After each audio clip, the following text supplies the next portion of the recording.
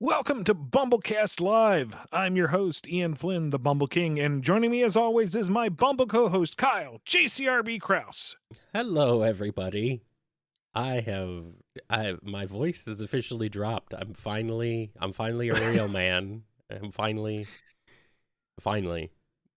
Kyle has made the bold artistic choice to be sick as we go into the new year. Bravo, sir. Yes, that is definitely Groundbreaking for you. that is a choice I made. Yes, and it's certainly a very similar choice to the one I made last year. But at least this time, I'm not like, with COVID. I just got a cold. So I just have this deep manly voice. I can finally do, I don't know, some kind of deep voice. It's the strangest thing. You caught a cold and you developed a full beard in like 24 hours. It's amazing. Well, based on how fast my beard does grow, it would not surprise me if it came on that fast. But no, usually it would take longer probably. I don't know. I've never really spent more than like a week letting my beard grow. So anyway, I'm here. And you're here, Ian, and we're all here to answer a whole bunch of questions from you guys because, hey, that's what we do on Saturdays. And it's a new year, so Almost. almost. Well, At for least, some of you it is, I'm sure, but yes. that's the gimmick of this episode. We're going to be ringing in the new year for me. We're going to be doing Q&A, and then we'll do the new year for Kyle because he's 2 hours ahead. I'm behind you. Right. Time's relative. You Time, hush. Time doesn't matter. Also, what is she laughing about this time? My inability to understand the continuity of reality. Anyway, It's hard to understand. I understand. I understand your inability to understand. I'm hard to understand in general, from what I gather. But anyway, okay.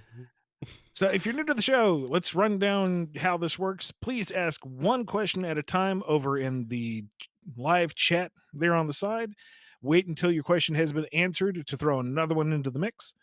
A super chat of any amount gets you a 90% guarantee we'll answer it this session. That 10% is sometimes you guys are way too generous and we just run out of time. But if we don't answer all the super chats tonight, they will be rolled over into the next round of priority Q&A. Sonic Frontiers spoiler policy for this episode. Some folks didn't get it until Christmas or the holidays, and they may not have been able to finish playing it, but it did come out like early November. So if you have a Sonic Frontiers related question, please mark it as spoilery so that we can give folks the heads up before we answer it. So you can ask Sonic Frontiers questions, just please mark them as spoilers to help us, to help you, to help us, to help you. Help us help you. Yes. Help, Ian, help. Well, we got about 10 minutes before it hits New Year for you, so you want to get some questions out of the way? All right, let's do it. All right, let's start off with this question here from S. Shining. Kid Goku appeared in the Sonic world around Sonic Adventure, decided to live there, and how would his presence impact the story of the games? How he'll interact with the cast, and how it'll handle him as a Ozaru. If we are assuming it's just Kid Goku, like straight out of the Saiyan pod, no Grandpa Gohan, and just for convenience sake, he hit his head on the way out of the pod and he's back to factory default good kid. Although apparently that's just a anime exclusive idea. You know what I'm getting at. Good Kid Goku, not world conquering son of, oh cripes, what is his name? Bardock. We haven't even hit midnight yet, and I'm already getting fuzzy. uh, he would keep to nature. He'd kind of keep to himself for the most part. He'd be chill, and then the first full moon you get the Urzu problem, which might just be chalked up to urban myth, depending on where he is. If he's on some remote island somewhere, he may not even hurt anything. It all depends on where that pod comes down. Time goes on, maybe he makes it to mainland or whatnot, causes trouble within Sonic's vicinity.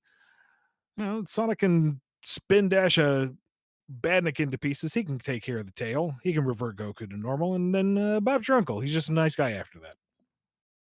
Well, I guess that works.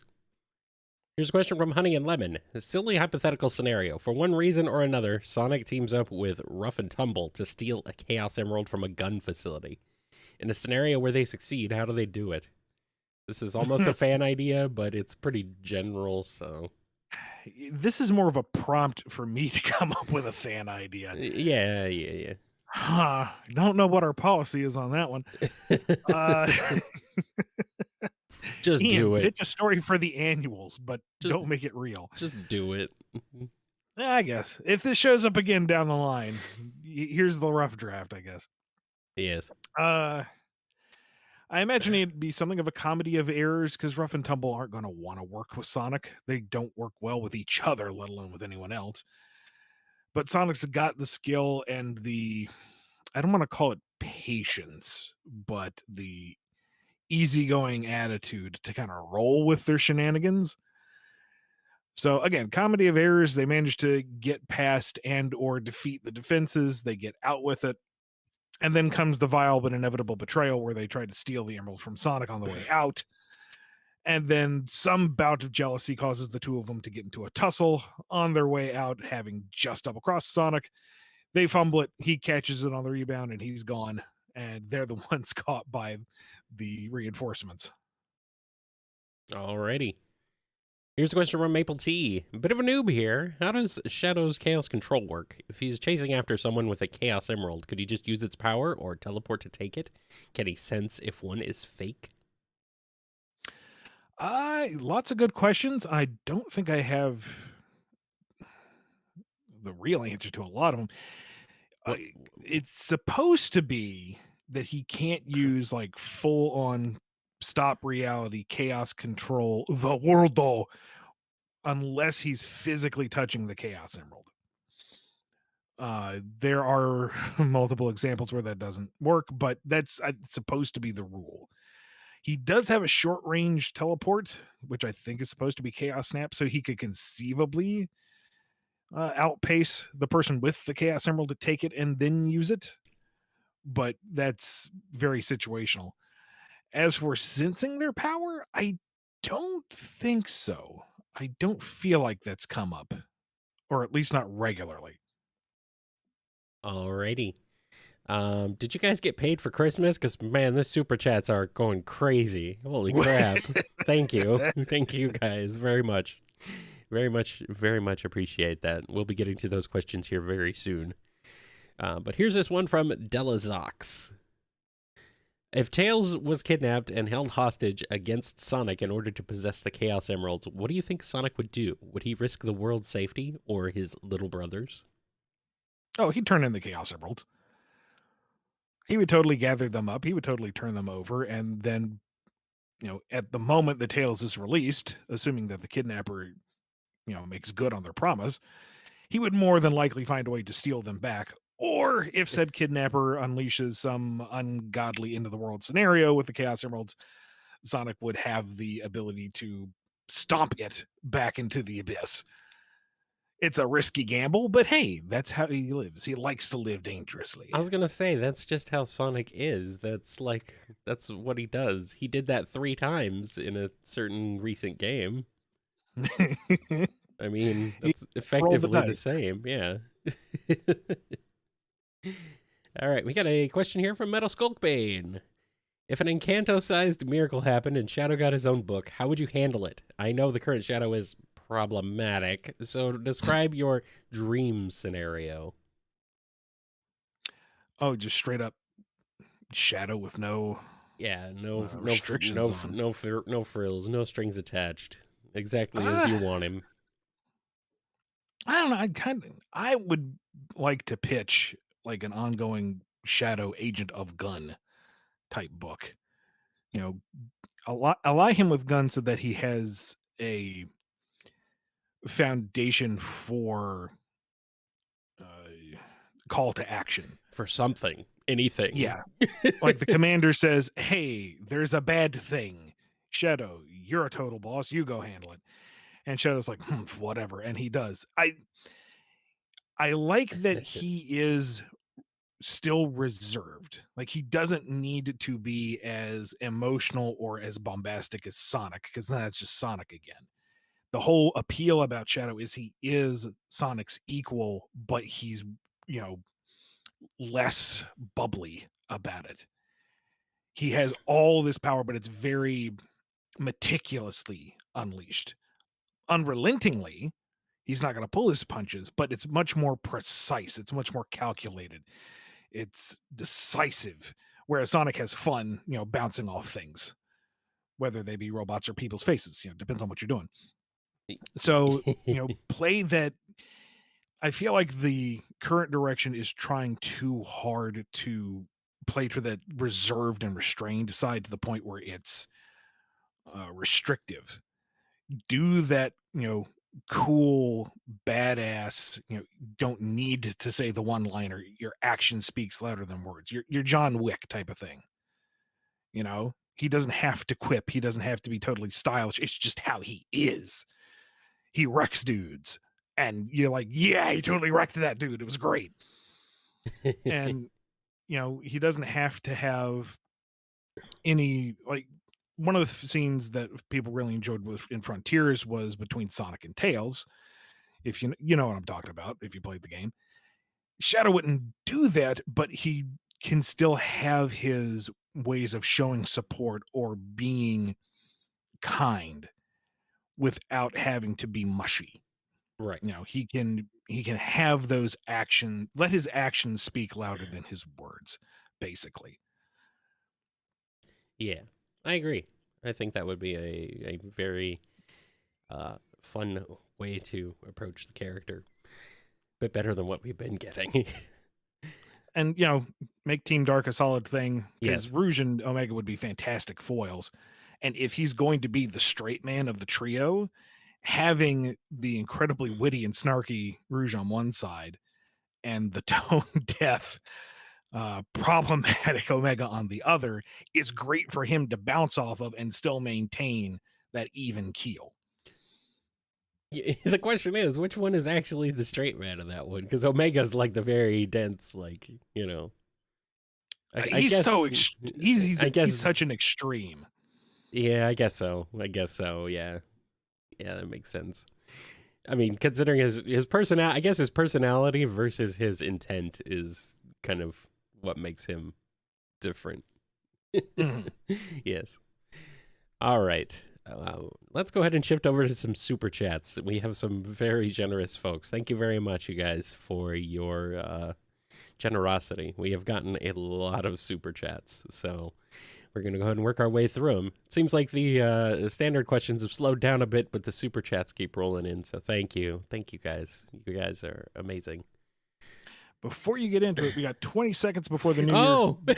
I don't want to interrupt you mid-sentence. Yeah, all right. Well, hey, you know what? It's all you're almost in the future boy. In 10, 9, 8, 7, 6, 5, 4, 3, 2, 1.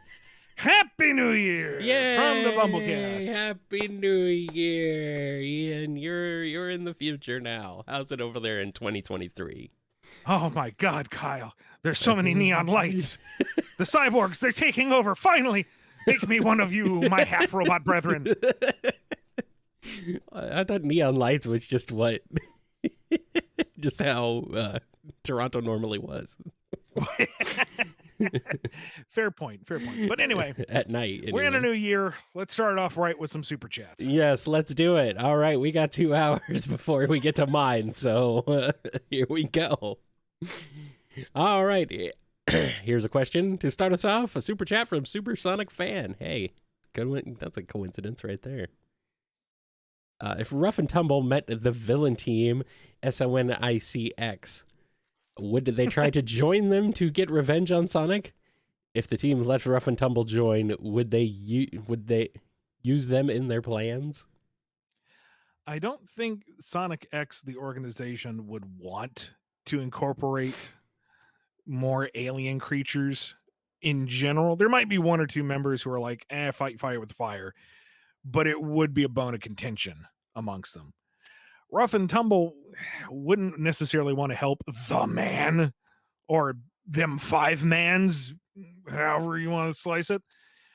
But if the pay was good enough and hey, they get to stomp Sonic at the same time, yeah, all right. We ain't gonna work for no man. We'll give you new cool weapons. Okay.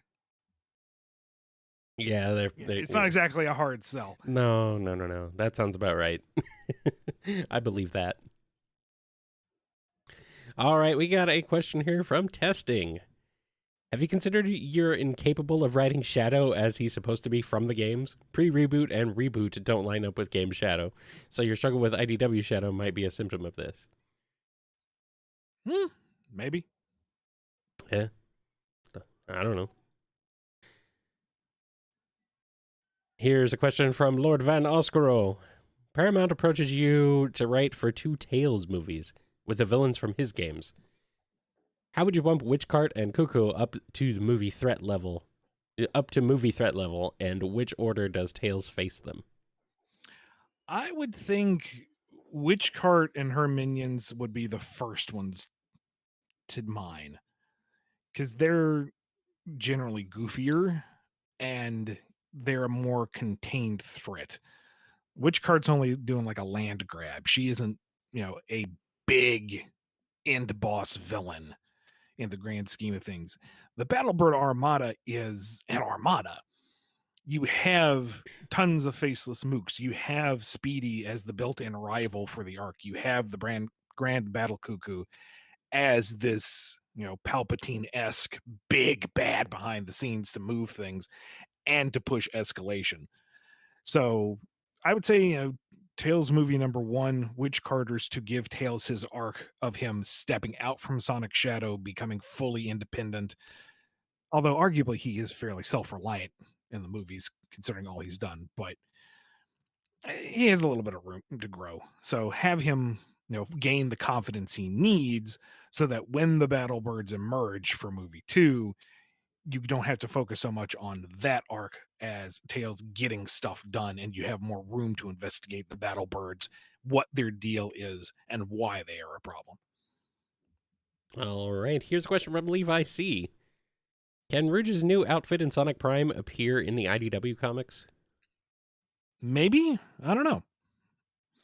I don't know if there's any kind of like rights with that, or it depend. Ultimately, it would depend on what Sega wants for the character's representation. So we'll just have to wait and see how that pans out. All right, here's a question from Metamode. I know this was grandfathered from old Western cartoons, but if you had to come up with several explanations as to why male and female Mobians dress completely differently, what would they be? Ah. Depends. Honestly, I feel like it's one of those things that's better off without an explanation.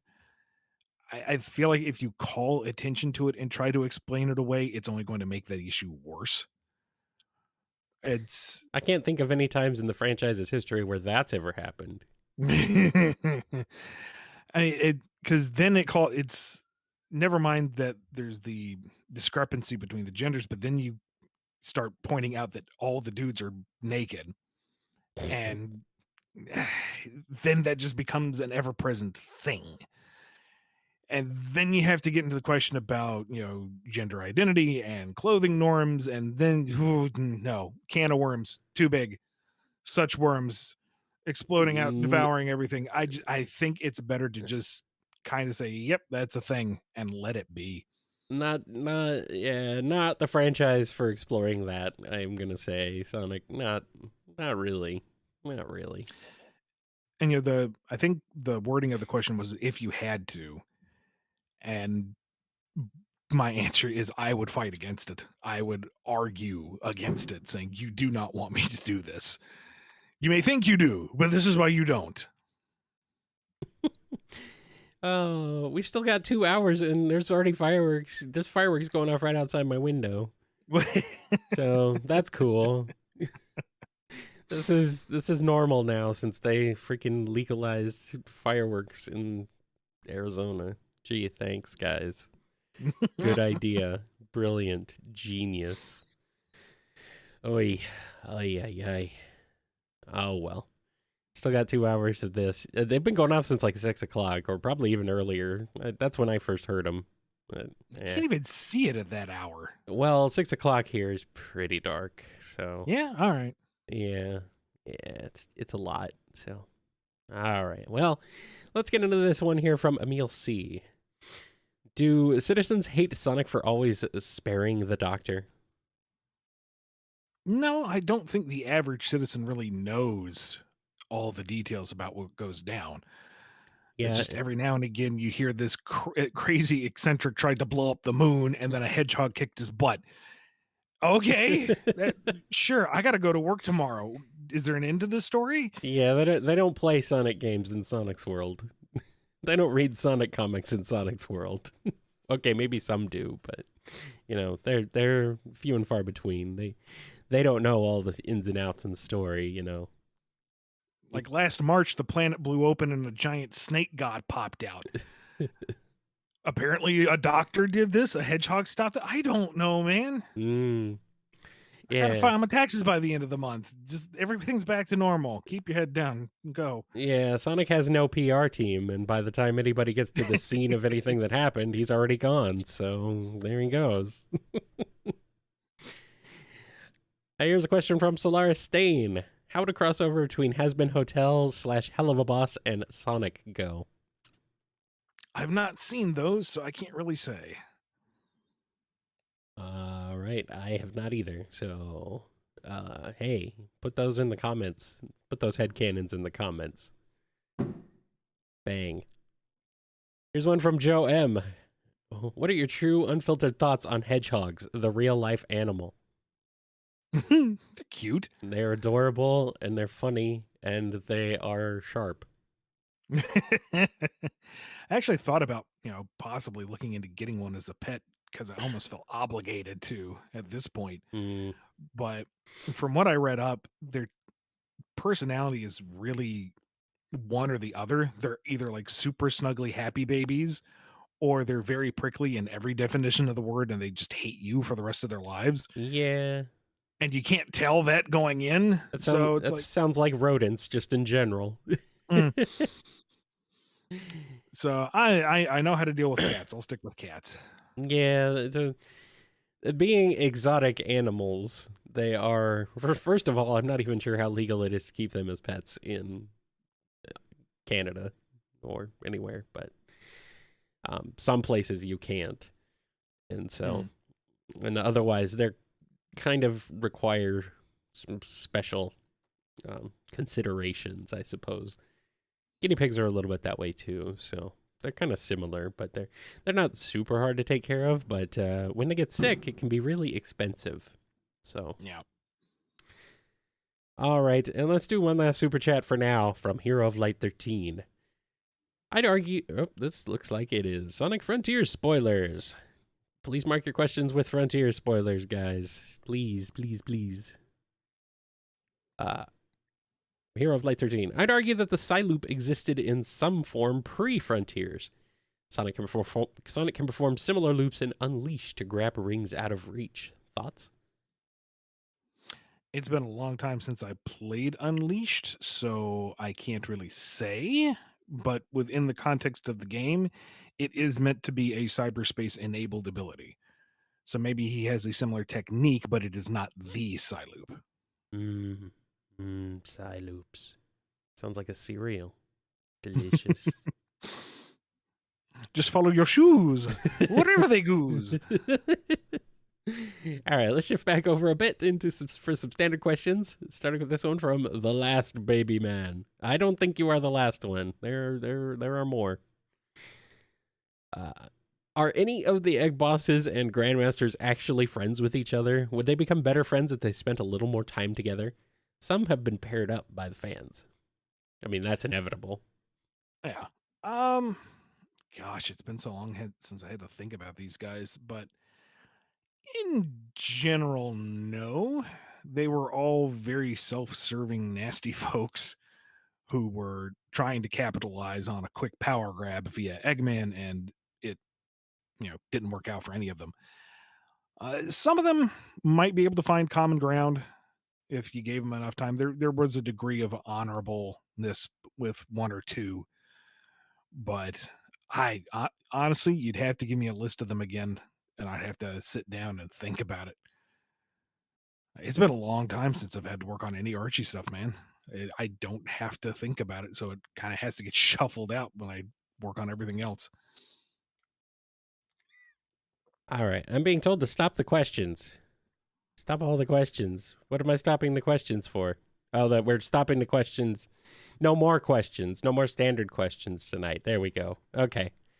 What, Yeah, already? we're cutting off. Yeah, yep. It's true. We're cutting off standard questions for tonight, guys. Holy crap. We've got 91 or not 91. We've got 89 in the can, 88, however many. So, thank you guys for asking. 40 super. And we got 40.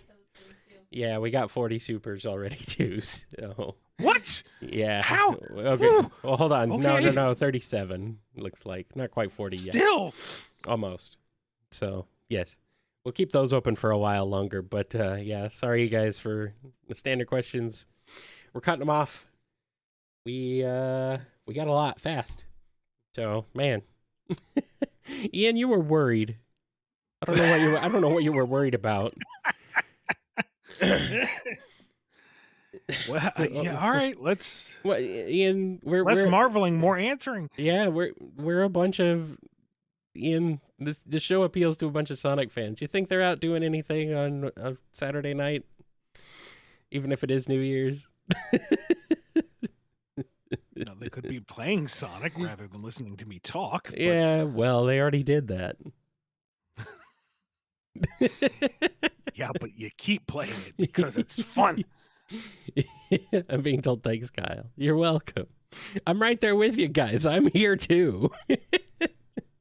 You're working. Like Sonic fans on prom night. Oh, no. Oh, no. Oh, no. I mean, there was that one lady who took Shadow as her prom date. That was hilarious and amazing. I mean, it's demoralizing. How can you compete with the ultimate life? I know. I know. The standards are too high for men these days. Can't compete with that. Oh, no, Shadow. I told Dad we'd be back by 10. Chaos control. Oh, man. Did you know that all that green stuff on the first island in Frontiers was real grass? Or was grass? That's grass if you can go outside and touch it. It's real, I swear. All right. Oh, I'm just being silly, guys. Don't take me seriously. I'm lumping myself in with this just as much as anybody else. All right. Let's go ahead and keep going with here. This question is from XSpineXX.X. Oddly specific, but whereabouts do you think Echo Mine is located, especially in relation to the Chaotix Detective Agency? Honestly, I don't think we've got that nailed down. It is somewhere in Sonic's world. Is it near Endless Mine? No. Endless Mine, I'm pretty sure, is on Angel Island. You're on Angel Island. No, not really. I don't know what. Are you saying I'm high? I don't know. Are you? No. Oh. No, I'm unfortunately very sober. Oh, well, I mean, you do live in a high rise. So there's that at least. You are at least off the ground. I'm also off the ground. Not nearly as much as you are, though. I don't know. I think the medication is making you plenty off the ground. It's not supposed to, it's not the drowsy kind. I think I'm just tired. Go figure. We got a question here from Pedanticat. If for some reason the Kingdom of Acorn and the Soul Empire went to war with each other, how would Sonic handle the situation? Well, unless the Kingdom of Acorn figures out some kind of interdimensional ballistics, it's going to be a very one-sided war. Blaze controls the Soul Emeralds. Blaze controls the transport between dimensions. She'd just be kind of pelting fireballs from across the abyss and kind of wiping everything out. it'd be a very short war. Sonic could kind of show up and go, wait, nerds. Well, I mean, yeah, sounds about right. Here's a question from the Saxon. Memento Mori, it's New Year's, which is a time to both be grateful and improve. To improve, we must acknowledge our failures. So, Ian, what would you say is the worst aspect of your writing?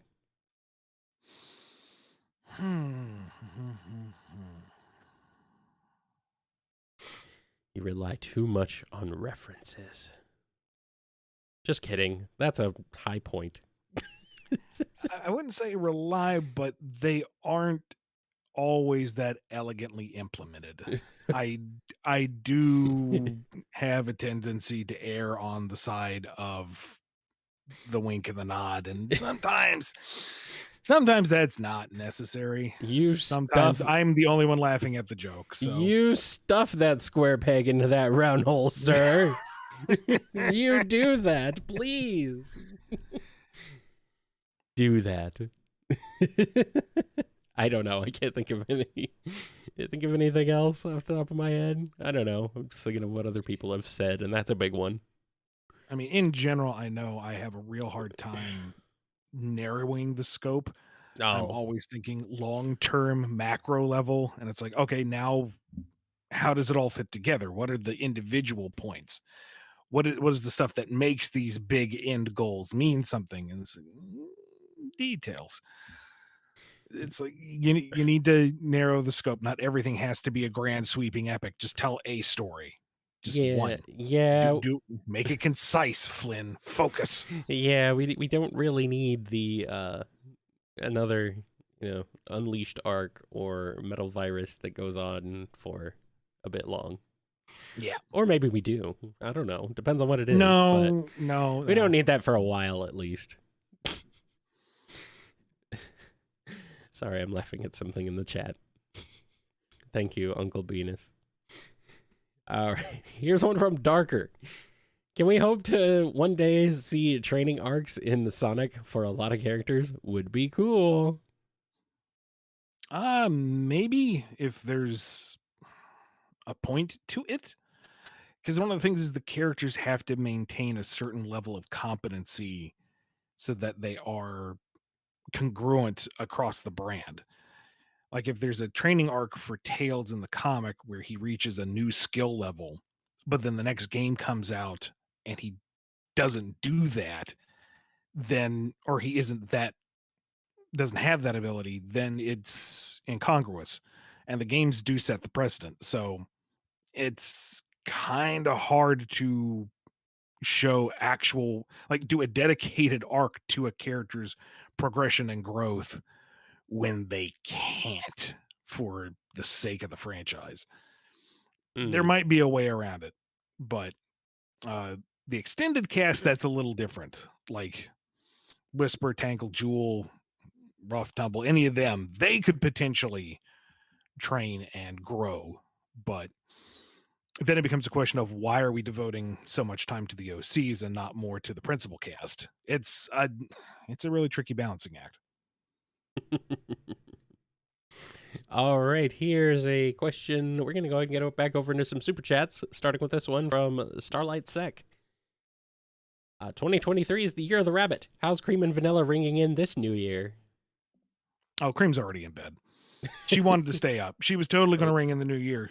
Mom was going to let her this time because she's a big girl and she's going to watch the ball drop and everything. And she made it to like about 10:35. Mm. And, Vanilla's going to let her stay on the couch sleeping, just in case she wakes up. And then she can be like, but, Vanilla's quietly reading a book. The TV's on just in case. But, Cream and cheese and chocolate are all just curled up and they're sound asleep. Oh, adorable. Here's a super chat from Frost K9. What kind of movies do Tangle and Whisper enjoy in their spare time? What would they watch together? Happy New Year, all. Happy New Year. Yeah, Happy New Year. I think Whisper has a hard time sitting down to watch a movie, especially in the theater. Big, open, exposed, dark place where you're distracted by a large, bright, loud thing, that's just asking to be snuck up on. And Tangle's like, would you relax? And Whisper's like, no. Never. I mean, comfort of your own home, that's a little different. At least you can manage the exits and, lock doors and windows. Like, would you relax? Tangle's big on comedies, any kind of comedy, rom-com, slapstick, vintage, modern, just if it's got a punchline in it, she's there for it. Or an action film, or an action comedy. Basically, if it's loud and a fast pace, she's good.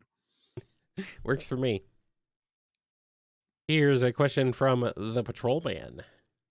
Have you ever watched the Sonic game cutscenes in Japanese? They've been shown to have a different script than the English ones. Yeah.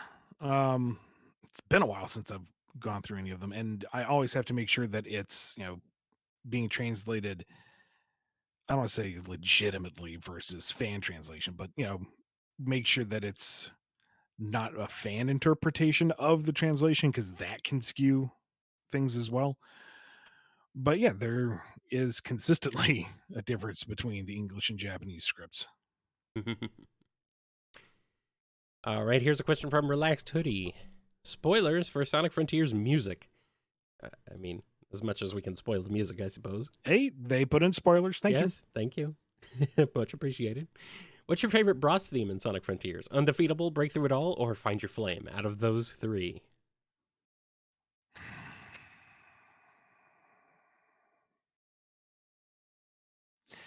Honestly, it's hard to say because I got through the Titans so fast. I didn't really have enough time to listen to them. Maybe undefeatable, but I feel like that's only because you see the Giganto boss fight so many times. That's the one that most of the LPers get through before they, lose interest or lose metrics and move on. That's the one that you see a lot in the demo stuff. So that might just be purely by exposure. I'm going to go with Breakthrough It All. Okay. But, I mean, they're all good. I mean, can't go wrong with any of them, but Breakthrough It All it's the Wyvern boss fight. And yeah, that one's really good. Here's one from Oscaro the Bearcat. Hypnobot was one of the best things to come out of Sonic Boom. How would you adapt him into IDW or make a proxy thereof? Hypnobot. I'm trying to remember Hypnobot. I'm remembering Dreamcaster because I was super jealous that they got to use that name. But I'm not remembering Hypnobot. Hold on. Let me Google that quick. Hypnobot. Hypnobot Sonic Boom. It's kind of like a yellow Tails. Tails? I don't remember this thing at all. A mindless robot created by Tails for a robot fighting tournament.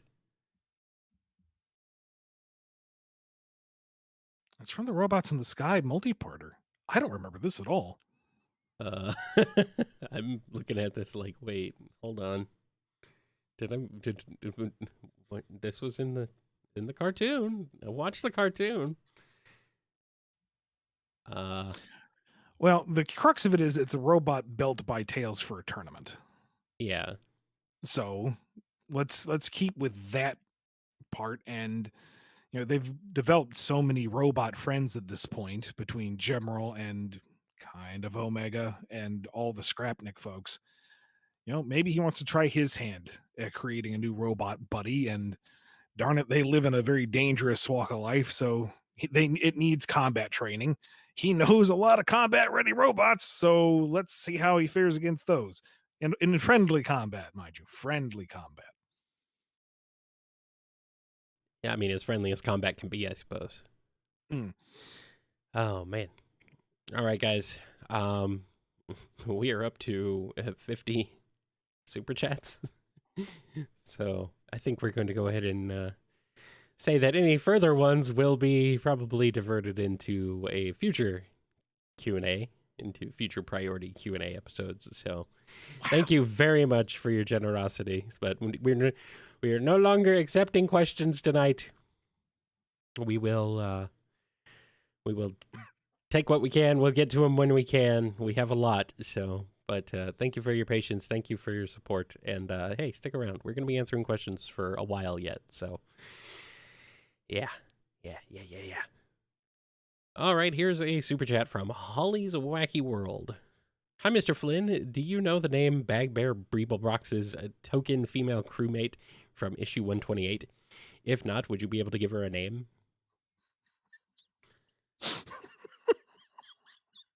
Did I say something, or was No, it it's just just the phrasing of it. just the ridiculous questions? Token female crewmate. I mean, yeah, of course. You know the era this was written in, Ian. And Bribblebrox was from the Tossed in Space bit, right? I guess so. If it's 128, I think so. Yeah. Ray says yeah. Mighty Ray says yeah. I think she did have a name internally. Hold on. Let me see if come to me, Sonic Weehee. Do you have answers? Well, I mean, you think she might have found that already? Holly would have found that already. That's only lists Bribblebrox. Okay. I feel like back in the day, Jay Axer revealed like the internal name, but for the life of me, I can't remember it. I know who you're talking about, and it feels like it's like fluttering around to the very back of the cavernous hollow that is my brain. I can't place it. I think she did have a name, but it wasn't like published anywhere. Dadgummit. Somebody like tweet to Jay Axer and ask if he remembers. Get on that, somebody. All right. Here is a super chat from Rhythm Raccoon. But which one? That one. No, that one. No. That was last time. I mean this one. Oh. Okay. If you say so. That one's over there, but this one's over here. Oh. All right. Well, all I know is we got this question from JJ Slider. This is a spoiler for Frontiers, Sonic Frontiers. If you haven't played it yet, turn your ears off. You can do that, right? The end's appearance changes with the foe's perception of death, along with the end having multiple incarnations plus being impossible to stop. Is the end meant to embody the concept of death? That was not my intention. The end was meant, at least when my approach to the end was that it was something largely intangible and not fully knowable. So still kind of within those parameters. Because Sonic's fought gods and monsters before. This, if we were going to do a world ending thingy again, I wanted it to be a bit different, something to make it distinct from Dark Gaia or Perfect Chaos or Solaris, something that felt a little more transcendent. Alrighty. Here's a question from Razor. More Frontiers spoilers. Thank you. What would Sally and Nicole think of Sage and how she views Eggman as her father? I think they would take it in stride. They would be worried for her as an individual because they know what a monster Eggman is. And someone with abilities comparable to Nicole, but reared under Eggman's mentality, could be a very big threat. So I think there would be a desire to get her out from Eggman's influence, both on a personal level and a tactical level. All right. And we'll do one last super chat and then we'll swap back over to some standard questions. This one is from Bleeding Thumbs 97.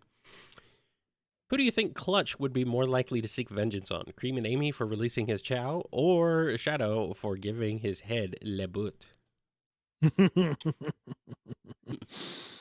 Um, hmm,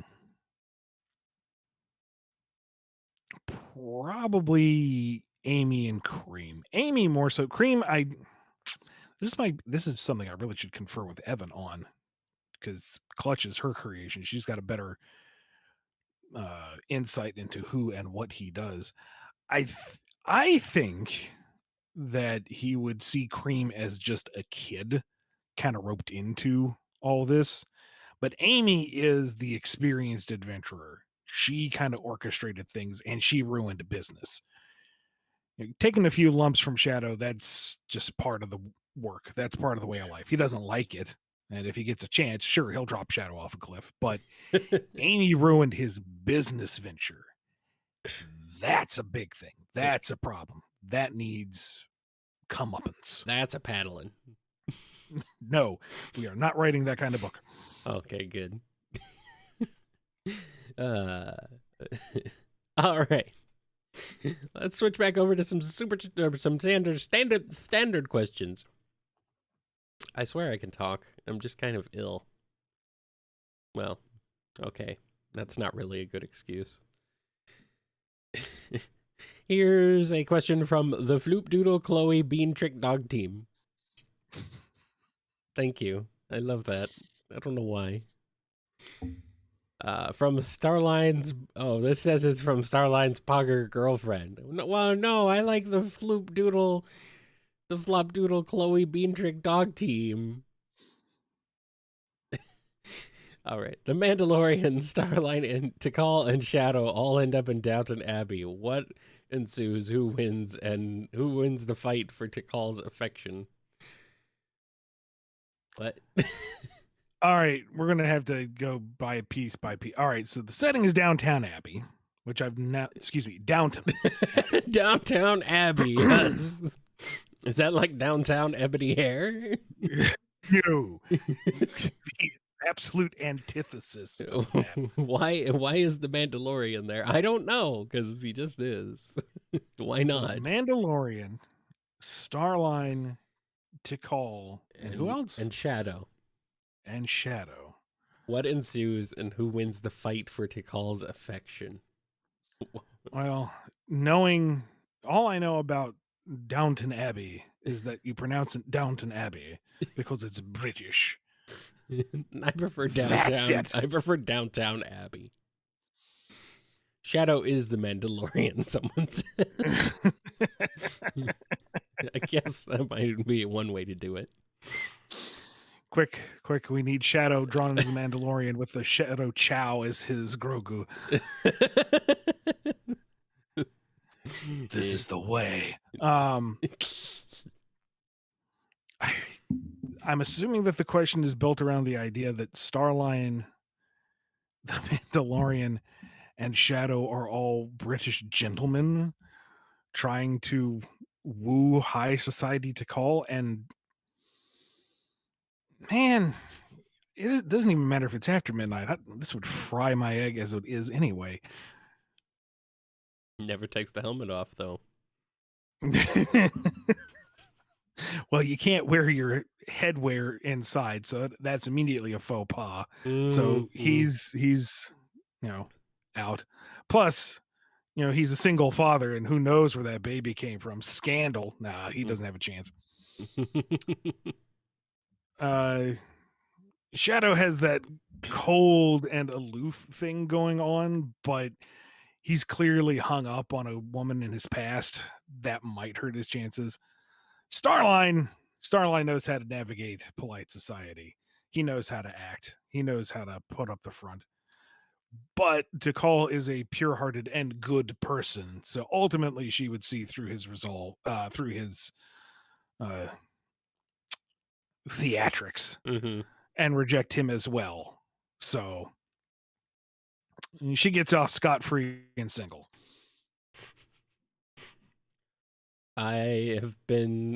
There's a question in the chat that says, do you ever think to just skip a question? And my response is, why? Exactly. Why would we do that? And if you don't get the answer, at least you get the entertainment of us falling face first into whatever the answer is. Yes. All right, here's a question from Raphael C. In Sonic 3 and Knuckles / Origins, why was the Master Emerald already hidden in Hidden Palace before the events of the game, instead of being in the altar?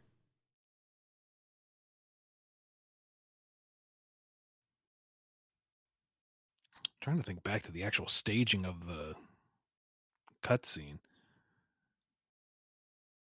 I don't know. Like I thought we did have it set in the Hidden Palace altar. Yeah, I thought it was.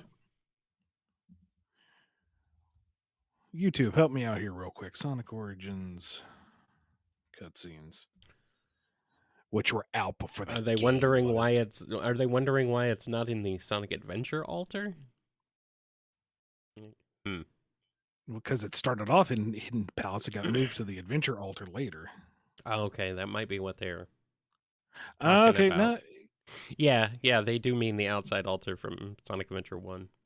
yeah, well, it wasn't out there yet. It was in Hidden Palace first. Well, it should have probably stayed there. That seems like it would be the smart way to go about it. But I mean, Well, there's a big hole in the ceiling nearby. Well, what do I know? There's a big It's hole. much more secure out in the open in the middle of a lake, Kyle. Clearly, Obviously.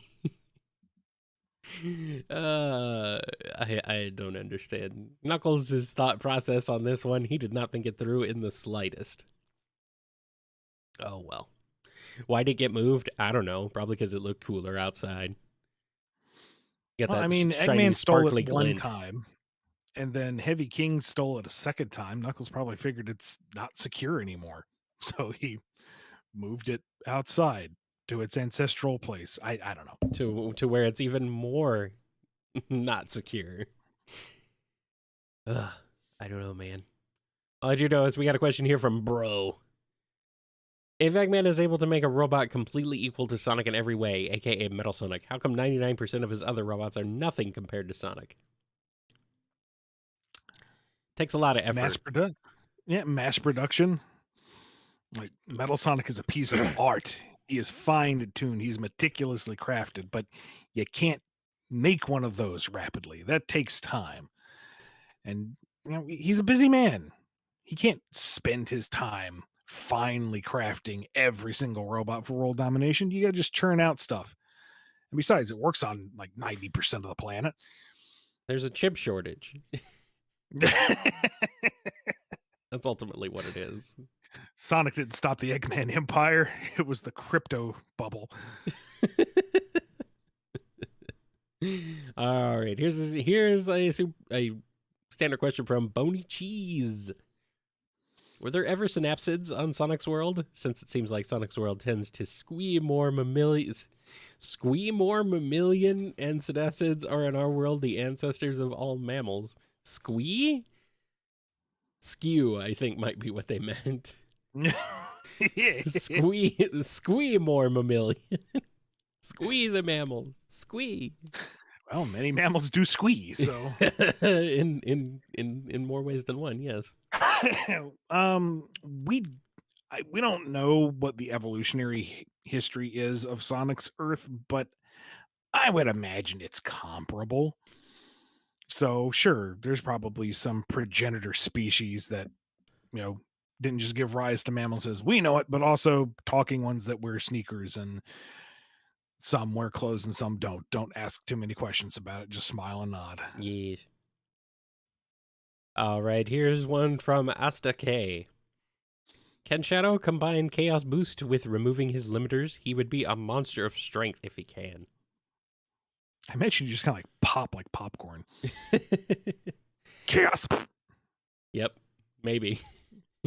Big old puffy red and black tumbleweed rolling across the field. I just imagine his giant head would be even more gigantic and then pop. Can't handle it. This is what you wanted, isn't it, Maria? A chance for everyone to go to the lobby. Everyone to go to the lobby. Seriously, though, I imagine he's wearing the limiter rings for a reason. So I would think that if he tried to go full power like that, there would be some detrimental effect, and that's why he doesn't do it. Amy is definitely a wearing her limiters for a reason. Whatever it is, maybe someday we'll find out. I hope so. Here's a question from Hero of Light 13. So we're going to switch back over into some super chats. Let's say a Legend of Zelda anime is announced. What do you want to see? Also, have you read the manga? Twilight Princesses is really good. I read, sorry, some of the Ocarina of Time manga, and I can't really remember. I remember I wasn't particularly fond of it, and I don't remember why. I do remember getting hung up on them retconning it so that he hatched Volvasia? However you pronounce it. What? The dragon in the fire temple. Oh, okay, And okay, okay. so it was like really sad that he had to put it down like old Yeller in the bad future. And I'm like, that's contrived. The whole point of the fire temple is he's going back to rescue his Goron brothers from being eaten alive. That's your drama. Yeah. Not make us sad that the demon dragon used to be a babby. No, stop it. That's dumb. I haven't read the Twilight Princess one though, or anything else for that matter. And anime, I I don't know. I feel like if they were to do so, you either need to do a faithful but concise retelling of one of the games. And I mean concise because there's a whole lot of wandering and adventuring that are nice establishing shots, but you need some connective tissue so that it isn't just here's a dungeon, here's a dungeon, here's a dungeon. You need a story. Or just make up a story using the Legend of Zelda tropes. That's probably the better option so that you have a more solid narrative to follow to tell a story in a manga or an anime, and you're not relying on gameplay to carry you through the media. All right. Here's a question from Godzilla. Do you think Sonic's personality would better fit as a Power Ranger or Kamen Rider? And no, he is not a big bad Beetleborg. That would be Jewel. No, Jewel is too old. uh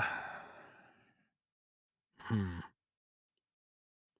See, I'm not super familiar with Common Rider, but I feel like he's a little more grounded, maybe Maybe. compared to your average Power Ranger. I think Power Rangers from, and again, I'm speaking from ignorance here, but I think Power Rangers goes bigger and louder in general. So, and Sonic does take on threats that big, and he is fairly.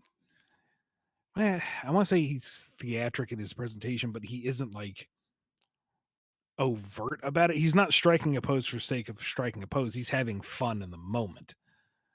He is, the living embodiment of movement and just kinetic force. And that I feel might be a little more Common Rider esque, just sheer distilled badass in one dude. So I don't know. It kind of skews right down the middle, maybe. All right. Here is a question from Ozjam H. Frontier spoilers. But first, Happy New Year, dudes. Happy Thank New you. Year. Happy New Year to you. With a certain badger being confirmed, what that entails for other characters, namely Amy, and will this be explored knowing Smile later on? I hope so. No hashtag knowing smile here. Uh, Name dropping sticks and trying to solidify her modern incarnation was kind of testing the waters to see what I could do. So we'll see if that bears fruit down the line. Fingers crossed. I have many fingers, and they're all crossed. Okay, I only have 10, but still. All right, we got a super chat from Lord Van Oscaro. Movie Tales travels to the Kyoto Fox Shrine, where he is mistaken for a divine spirit. How does he react to this new level of adoration and worship? He hides. I mean, yeah, that's kind of what I figured. That's a lot to take in all at once, and once he gets over the initial terror of all that attention, he's going to feel really pressured to perform, and he doesn't want to let anybody down, but he also doesn't want to mislead. So, Right. Yeah. Yeah. All right. And let's see here. Oh, here's one from, here's another super chat from Joe M. Thank you. Thank you guys very much, all of you, for your generosity. In Frontiers, so Frontiers spoilers, Sonic is able to float in midair by parrying, shoots energy slices, and enforces flies alongside of the buddy when they use the hook. Was this done to hint at Sonic being Silver's father? no. This is not where I was expecting that question to go. I mean, kudos for you to, try to connect dots, but no, that's all gameplay mechanics. Yeah. All right. We got a super chat from Hayes Bose. If you could rewrite one Sonic game, which one would you write and what would you change?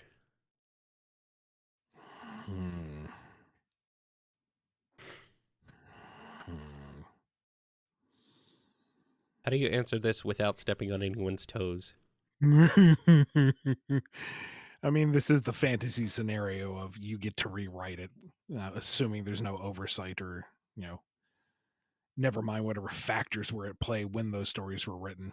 So, I mean, Sonic 06 feels like the obvious answer, but I feel like that's kind of low hanging fruit. Maybe Forces. Mm. Like there's still moments in 06 that are like, I remember that fondly, or that's at least fertile ground. Forces, not as much. I feel like that needed another pass. Yeah. I don't know, man. Why not rewrite the story to Sonic Spinball? Let's make it hard. Well, I can't improve upon perfection, Kyle. Oh, well, you could add in Antoine.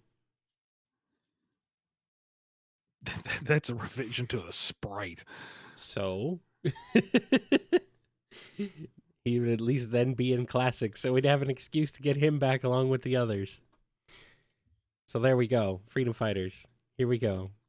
Make it happen. It is going to be hilarious if Antoine gets cut and Mutsky makes the cut. No, don't you put that evil on me, Ricky Bobby. I love Mutsky, but he's not Antoine. Zut alors, I'm a dog now. Well, I mean, he was a coyote. Well, not originally, but he Only in the comic. eventually became a coyote, which is odd. But Antoine Decolit, Antoine Depardieu, neither. It's Antoine Mutsky. Yeah, no, let's not. Let's not. Maybe it's Antoine Spinball. Maybe it just becomes his game, and it's just constant screaming as he gets smacked around by as a pinball. Silly. Here's a question from John L. When writing the game, did they come to you with a basic Samurai emeralds on each island structure before you wrote it? Oh, this sounds like Frontier spoilers. So, yep. Please mark your spoilers, folks. yes. If even if it seems innocuous, if it's Frontiers related, please put a spoiler in there anyway. Yeah, yes. But yeah, the go to an island, grab emeralds, go to an island, grab emeralds again, rinse, repeat. That was baked in from the very beginning. Yeah. Yeah, you wanted to condense. I guess they wanted to condense 3 classic games down into one, huh?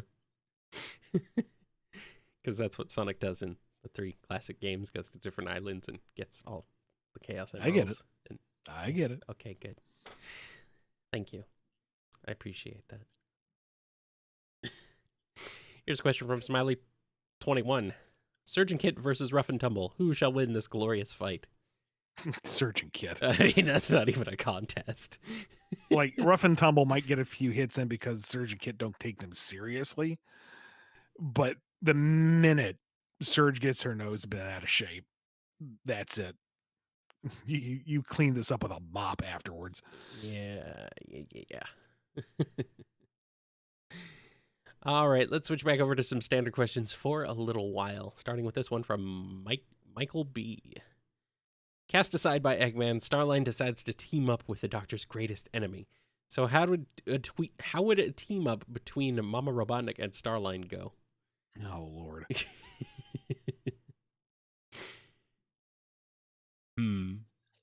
What was it, the question in chat earlier? Are there ever questions you just want to skip? Here we go. Sorry, Michael B. Don't apologize. He knows what he did. He knows what he did. Yeah, he's been around. I recognize that name. He's heing in the chat right now. Okay. You know what you did. It would be a very awkward working relationship because she would be a domineering tyrant which Starline appreciates, but she would also not tolerate any smack talk about her boy. Only she can talk down about Robotnik. He cannot. Doesn't matter if he's right. She could say the exact same thing, but he can't say anything, which would lead to a degree of frustration on his point. Also, apologies for the mic bouncing around. Minna has decided that she wants to walk around the mic stand. Don't you? You Cool. little goblin. It don't matter. I hate it when you let your Twilight imps get into your house. It's kind of annoying. Just sit. But if I headbutt it while looking you in the face, that means I'm getting attention. You'll pay attention to me. Yeah, it works. It'd be cute if you meowed on command, and at least that would get us, more likes and views and whatnot. But no, you're silent when I'm actually talking. Rude. Here's a question. Anyway. Here's a question from Tayu Lennon. Hey, Daddy, how's it shaking? Any news regarding the Eclipse Boy? What? What? He is still trapped in the, what do we want to call it? Purgatory. Yes. That is the end of the Archieverse. Yes. That is definitely purgatory. Yeah. Here's a question from Blue Dragon. How would Shadow react if Maria is resurrected? How would the cast interact with her, and will Shadow change with her being there? It would definitely be shock initially, a degree of disbelief and probably distrust, because he's probably of the mentality that he can't have nice things. So how is she back? Is she a robot? Is she a clone? Is she a hallucination? Is she a phantom thing? Is this a trick? Everybody else only kind of knows of her tangentially, so I think they'd be more accepting once they realize, what a big deal her return would be. And once Shadow got over himself and acknowledged that she's here and she's back, assuming that she's just here and she's back now, I think too much time has passed. He can't go back to who he was when they first met upon the Ark, but he might loosen up a little bit. Now Maria has a kind of 24/7 guardian angel just on the fringe. Nice. All right, here's a question from Yes. How would a fusion of Sonic and Knuckles, and then how would be a fusion Archie Knuckles and Archie Shadow? So Sonic and Knuckles, it's already built in there. It's Sonic's. I mean, yeah. Right there. And oh, no, you're not going to call him Suckles? Darn. Jesus Christ, Kyle. What do you want from me? A monochrome of discretion. Good Lord. Why? Anyway, you would have all that speed, all that power, and just bravado for days. like the machismo would be suffocating, the swagger, the ego. And the thing is they would have everything to back it up. He'd be insufferable, but he'd be delightful. Mm. He chuckles and doesn't chuckle simultaneously. I don't know how. He chuckles, you just don't live to tell the tale. Yeah, that makes sense.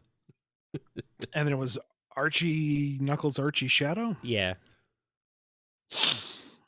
Well, Archie Shadow's famously not vegetable, mineral, or animal. Whatever the hell that was meant to mean. What? Uh, It means he's not natural, I guess. Maybe. Like, are we talking before Knuckles became God and came back from the dead? I have no idea. Because if we do that fusion dance, it's God at that point. I guess Shackles is just overpowered beyond reason. At that point, he can craft the meta narrative. Mm. I try to write a script and it just auto corrects. Mm. The dialogue changes to "No, Flynn, this is how it happens." Oh God! I don't know. I think I prefer Smuckles. I don't know why. Smuckles. It works. I don't know why. Snuckles. Snuckles. Schnuckles. This proud man-child of Echidnopolis, yes. Combine him with scuba gear, he becomes Snorkels. Man-child writing the comic. Anyway, Syed C has a question. How would the movie Sonic Cast react to playing the mainline Sonic games and their stories? Let's also include the storybook, writers, and Rush series. Boy, you're really wanting to go deep in this. Maybe we don't have time to go that deep. Sonic would just be impressed that he's got a whole game series. Snuggles. Like, are you kidding? He loves video games and they're all about him, and look at how fast he goes in them. I mean, sure, he's faster in real life, but hey, he gets to play this and look at all the things he's doing. This is so cool. And oh man, those Chow are cute. He's going to keep raising them. He's going to play. He's going to get all the A ranks. And Tails is meanwhile figuring out how to do a proper speed run. Now he's got the full recording rig already set up. He's going to min max every single game. Doesn't matter if it really needs it or not. He's going to perfect it. Knuckles does not understand what this contraption is. You press the button and the little hedgehog on the television jumps. How does he know to do that? What magic, what sorcery is this? Why must he control Sonic? Why can he not control himself? Oh, there he is. Why does he look so small and spindly? He should look rugged and manly, like the real Knuckles. I love Knuckles. Thank you, Knuckles. Movie Knuckles, you are the best. Wait, I have killed myself? I have killed the smaller me on the screen?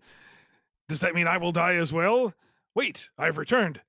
I've returned from the dead. I am invincible. I am an immortal god. Now we have figured it out. Yes. Thank you. And Tom's like, okay, time to go outside, play some baseball again. All right, Knuckles. Here's some grass. Touch it. Touch the grass. Touch it. Now I just want to see Tails play Sonic games on Tails Tube. I don't want him to like interview people or get any lore or anything. I just want him to like play games. Let him play Sonic games. Let him do that, please.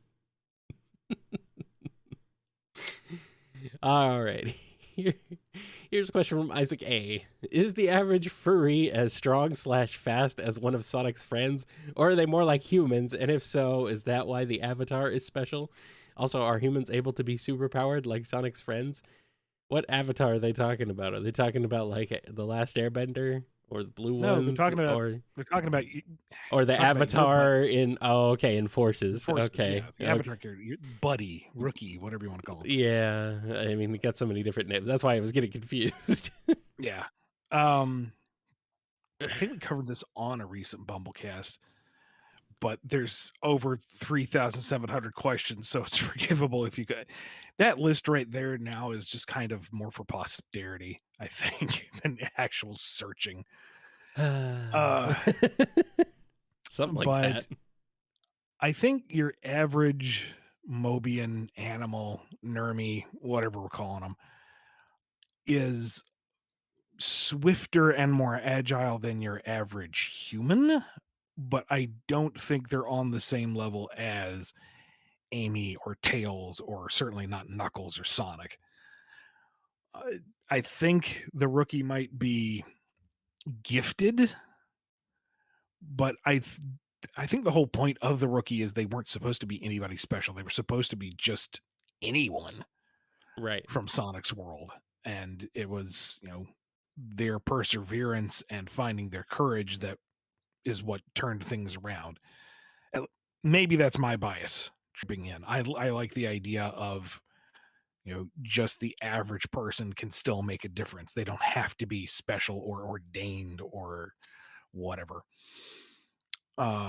As for humans, I don't think they can tap into any of the mystical powers. We haven't seen any do so. If anything, Elise had a mystical power tapped into her. Ba-rum-bum. Oh, okay. We'll go with that. Why not? All right, we still have 20 super chats, so we better burn through those. Well, plus the ones that we have received after the cutoff. So, yeah, not including the ones we received after the cutoff. So, yeah, let's go and switch back to some super chats and burn through those.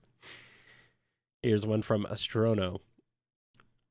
If the Soul Emeralds are the antithesis to the Chaos Emeralds, would their power be related to Order, where the Chaos Emerald's power is, well, chaos?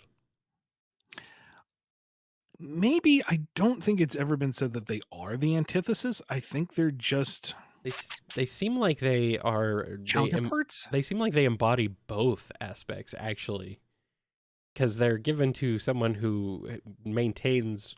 They're granted to someone who maintains order as a royal figure, but also she wields flame, which is very chaotic.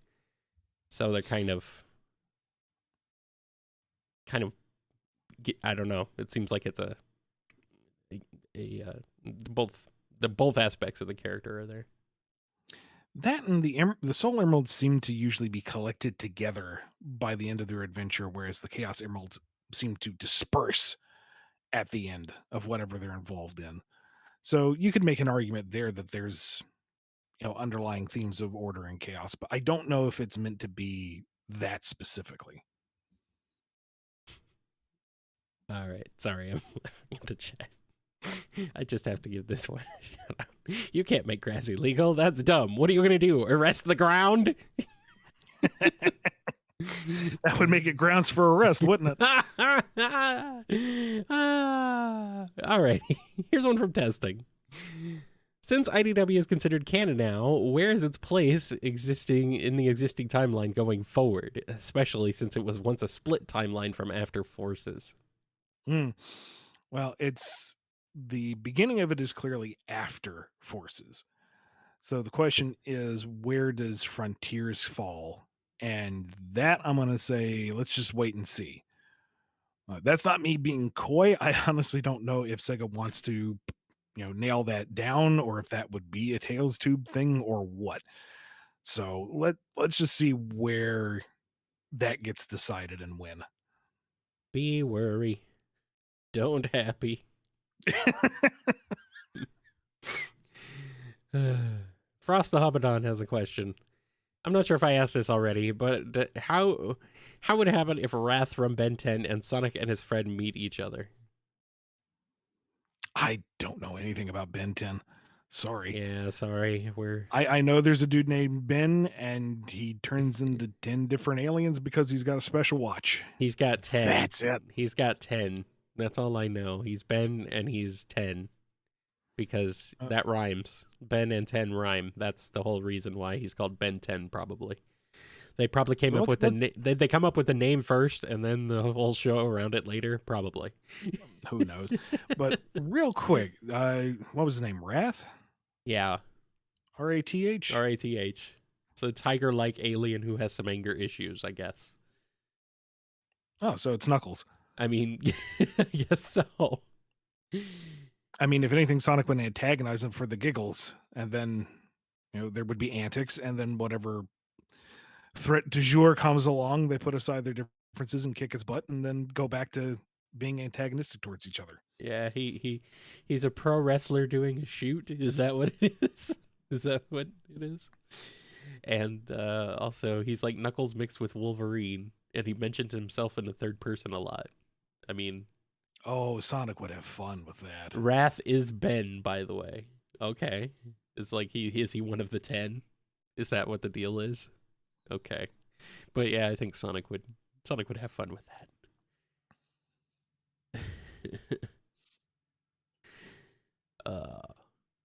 All right, here's a question from Frost the Hobodon. I'm not oh, nope, we just did that one. Sorry. Here's one from Emil C. Blinks the Time Sweeper versus Silver. Who wins? Never played Blinks either. I mean, Blinks wins, obviously. What do you... Does he? What do you mean? Yeah, I have no justification for it, but obviously he does. Because did you play the game? Do you know about Blinks? No, I don't know anything about Blinks. That doesn't matter, though. Blinks wins, obviously. You just got to ask, oh, dang it, what's the Twitter account that's obsessed with Blinks? Is that, Aged Poorly? I think it's, I think that's the one. I think it's the Aged Poorly account. But, yeah, I mean, obviously Blinks wins. Duh. I don't know. I'm just taking a quick glance here off of Wikipedia, and it sounds like Blinks is equipped with a vacuum cleaner. I mean, aren't you? Basic. No, I just suck in general. And somebody clip that out of context and post it all over the internet, please. And he's got some kind of time manipulating ability. So let's see. I think it just comes down to reach and timing. Like if Silver can get a hold of him first, and it's no use. He's flung him into orbit by Blinks. But Blinks has personal time distortion, so he might be able to reverse repeated losses until he can find the angle to win. So ultimately, Kyle might be right. Blinks may have this. I mean, I say this having like glanced super fast at the Wikipedia article. Yeah. Nah, I mean, Silver just gets a whole bunch of junk and tosses it at Blinks, and it's probably over. Yeah, but then maybe he uses that vacuum cleaner to suck it up because it seems like it has a wide variety of functions. Maybe. I do need to sit down and play through a lot of those games. I've still not played like Ratchet and Clank or anything either. So someday I'll get to them. I plan on it eventually. So here's one from OzJam. What are your guys' favorite universe from Sonic Prime, or is it on the list of shows to watch for you, Kyle? Yes, you are correct, OzJam. Still on my list. Haven't watched it. But just based on the look, I like the pirates. I am going to abstain for potential spoilers. Alrighty. Well, here's one from James the Redneck. So, Mr. Flynn, man, here's a follow-up to my question from last month's live stream. What is the weirdest thing you've written for Archie Sonic? And looking back at it makes you go, what the frick was I on? Oh, goodness. I mean, some of those were editorial mandated, to be fair.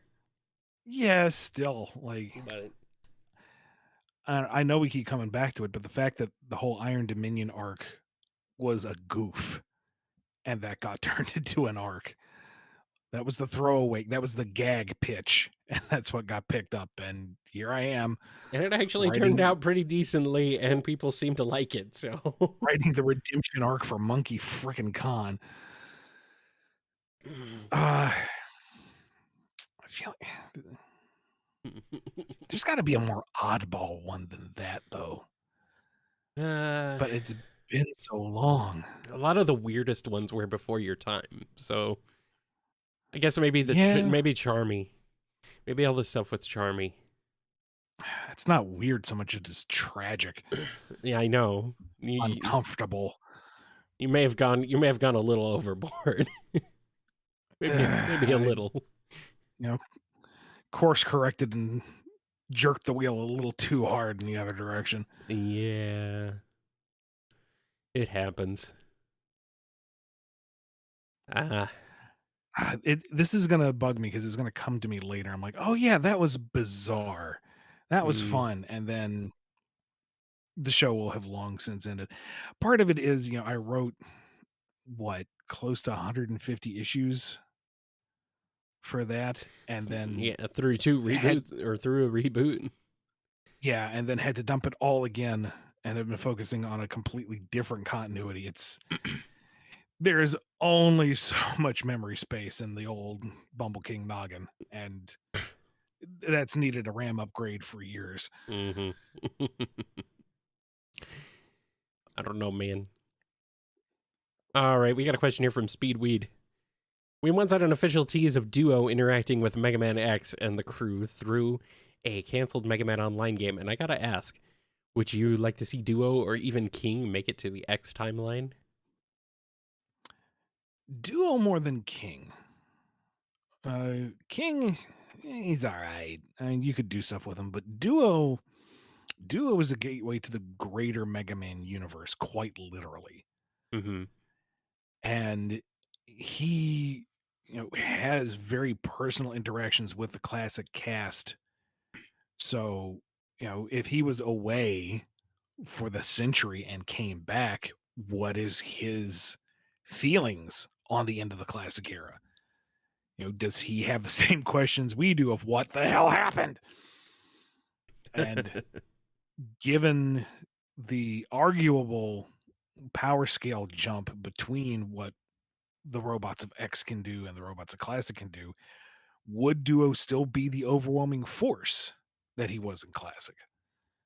That would be interesting to explore in multiple avenues. All right, and then we have an immediate follow up again from Speedweed. Also, give me your most wanted Mega Man interactions. Duo and King, Basin Zero, whatever God intends you to get away with if you ever got to write it. Well, Basin Zero would be pretty wild. yeah. Um, quite honestly, not to get too deep in the weeds, but I did have a plan to explain the bridge between Classic and X and what happened to rock and roll. Mm-hmm. And suffice to say, they survive. They're fine. They're removed from the narrative so that we would get to the end of Legends 2. We would see Volnut on the moon, and then a little spacecraft would land, and rock and roll would step out and say, "Do you need a lift?" And that's where we would move on into the Legends 3 stuff and just make people lose their absolutely loving minds. Uh, uh, also, I'm being told I said Mega Ran. Did I say Mega Ran? you Well, did, but I'm just maybe, gonna run with it. maybe I want Mega Ran to interact with the cast. You know, maybe I want Mega Ran in there. Put him in there. Why not? I mega ran with it. Uh, honestly, most of the interactions that I wanted to see were just in the story as we were gonna go forward. Like the Mega Man 4 arc, man. That's Yeah. all the interactions I wanted. You know, Proto Man breaking out on his own, Proto Man confronting Waltz, uh, Mega Man confronting Cossack in his desperate attempt to save his daughter in the Cossack catcher, uh, confronting Pharaoh Man and the other Cossack bots who are doing their damnedest to protect Kalinka without being able to say what they're doing. Like all of Mega Man 4 is the interactions I wanted to see. I know that's not the harebrained oddball pairings you want, but just I'm just sad we never got it. We just got all this. No, we didn't get it. We didn't get it. Come on. Whatever. Whatever. I'll be sad. I'll be sad. Here's a question from Solaris Stain. How well would Rouge and Deadpool get along? about as well as Wade gets along with anybody. I was gonna say not super well. I mean, I think Rouge could handle him as well as anyone can handle Wade. They would accomplish their goal ultimately, but he would be doing his absolute damnedest to press all her buttons, especially when he realizes that she's trying to handle him. Oh She's yeah. not rising to the bait. She's trying to remain professional. She knows that he's trying to get a rise out of her, so she's not going to give him that satisfaction, which only makes him double down on it. Oh, of course. Oh no. Poor Rouge. Man. As if Shadow wasn't enough to deal with. Oh, Shadow's a cakewalk in comparison. But yeah. All right, here's a question from Super Mayro. That's what it says, Mayro. So that's what I'm going with. In a previous episode, it was asked how a Sonic and Owl House crossover would play out. I'd like to ask a similar question, but with Amphibia instead. Also, Happy New Year, and I loved Frontier's story. Happy New Year. Glad you enjoyed. I have yet to see Amphibia. I know I need to. I know it's, right up there with Owl House. It's on the to-do list, but I haven't seen it. And I've been actively avoiding spoilers because I do want to go into it blind. I do want to actually experience it as fresh as possible. So that one I'm not going to Google for a quick answer because, maybe someday we'll come back to it. There's too much media to consume, Kyle, and I'm contributing to the problem. Yeah, you are. You're a big problem. You know that? Circumference and everything. I didn't say it. You did. All right. Well, we still got 10 super chats. Let's blow through them. Here's another one from Lord Van Oscaro. Wow, you've asked a lot. Thank you. Whisper comes home and is about to sleep when Chaos, Illumina, Chip Spirit, and other gods appear to request her mercenary services. How does she react? For some reason, I picture Chaos sounding like Korg from the MCU.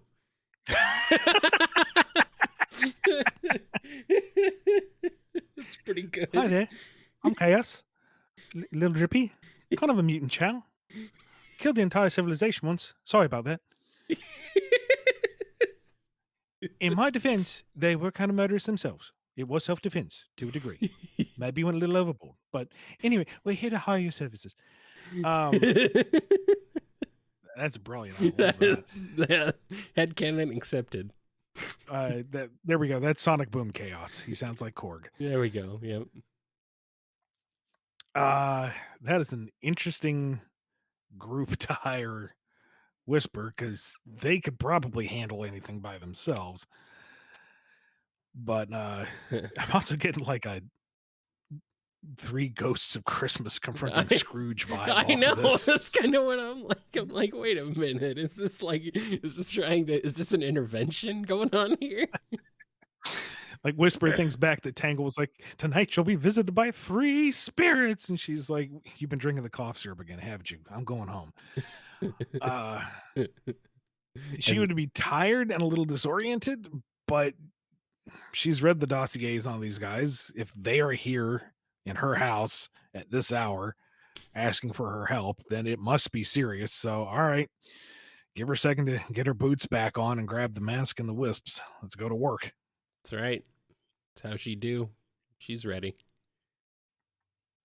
All right, here's a question from Pedanticat. Dynamic of 9, the Fox, and TMNT Rise, Donatello? Caustic at best. 9 the Fox. Oh, from Prime. Okay. Took me a minute. Like, wait a minute. I mean, Rise's Donnie is far more approachable and affable by a mile. And their needlessly confrontational and competitive natures towards machinery would cause friction instantly. If they can tolerate working together, whatever they're up against doesn't stand a chance, but that's a big if to get past first. There's some questions of you saying that Rise Donnie is affable. Like, is this on a relative scale, maybe? To 9, yes. Compared to 9, yes. And he has his own charm. I suppose. In his own way. I thought he was funny. Leave me alone. I need to watch more Rise, I think. I mean, the fact it's still trending here and there is like kind of amazing. Like It really found its feet second season, uh-huh. in part because the higher ups switched gears and allowed the showrunners to do what they wanted to do in the first place. Oh, good. Finally. So it is, if you grew up on Turtles like I did, it is a bit jarring initially, Mm-hmm. but once all the backstory is laid out and all the pieces fall into place, I really dig it. Mm. All And right. it's arguably one of the most interesting splinters the series has ever had. I see what you did there. Maybe intentionally. Yeah, I don't know if that was intentional or not, but you did it. I did. You did it. All right. Here's one from Chaos Sonic 1. Happy New Year. Let's hope it is better than the last. Thank you, Chaos Sonic 1. That's not a question, but thank you. Yep. Happy New Year. I know things have been a little rocky for you lately, so I hope they get better. So, like you said, hopefully 2023 is better for you and for everyone. Yes. Yes. Here's a question from Frost the Hobadon. Seeing how powerful Sonic has become in Frontiers, his speed, defense, and attack power increased with the move sets. Does he keep those increased up power in the future or no? Funny, he gained more speed only to be taken away. Yeah, most of that is tied to the cyber corruption and the islands themselves. Removed from the Starfall Islands, he shouldn't have the connection to that energy, which would explain most of whatever inevitable nerfing happens when the next title comes around. Oh, As for all those seeds he potentially ingested, same as all the little EXP crystals you gathered up and unleashed. It's a gameplay element. num num. Yum yum yum. Yum. Here's a question from Lycara H. It's the battle of the brains, Tails versus Eggman versus Nicole versus Starline, but in an RTS like StarCraft 2. Who goes for fast cheese, who goes air, and of course, who wins in the end? FFA, no teams. Of course not. No, Starline's going to prove no one's himself. gonna team up in that scenario. Maybe Tails and Nicole would be willing to form a team, but ultimately They're in this for the friendly competition. because Yeah. Eggman and Starline do not form a team, they would not either. Mm-mm-mm. I mean, who cheats? I mean, Uh, probably Eggman. maybe Eggman, but not until he's nearly defeated. Eggman is definitely the Zerg Rush. He's going to build up as many fast, cheap, powerful units as he can and just blitz. Yeah, Uh, Sonic, Tails, and Starline are both going to get kind of hung up on the tech tree. that'd be very They, meticulous. I mean, they can min max and monitor all their units with terrifying precision, but that takes time to build, and they might not necessarily get that time with Eggman strategy. Nicole plays the long game.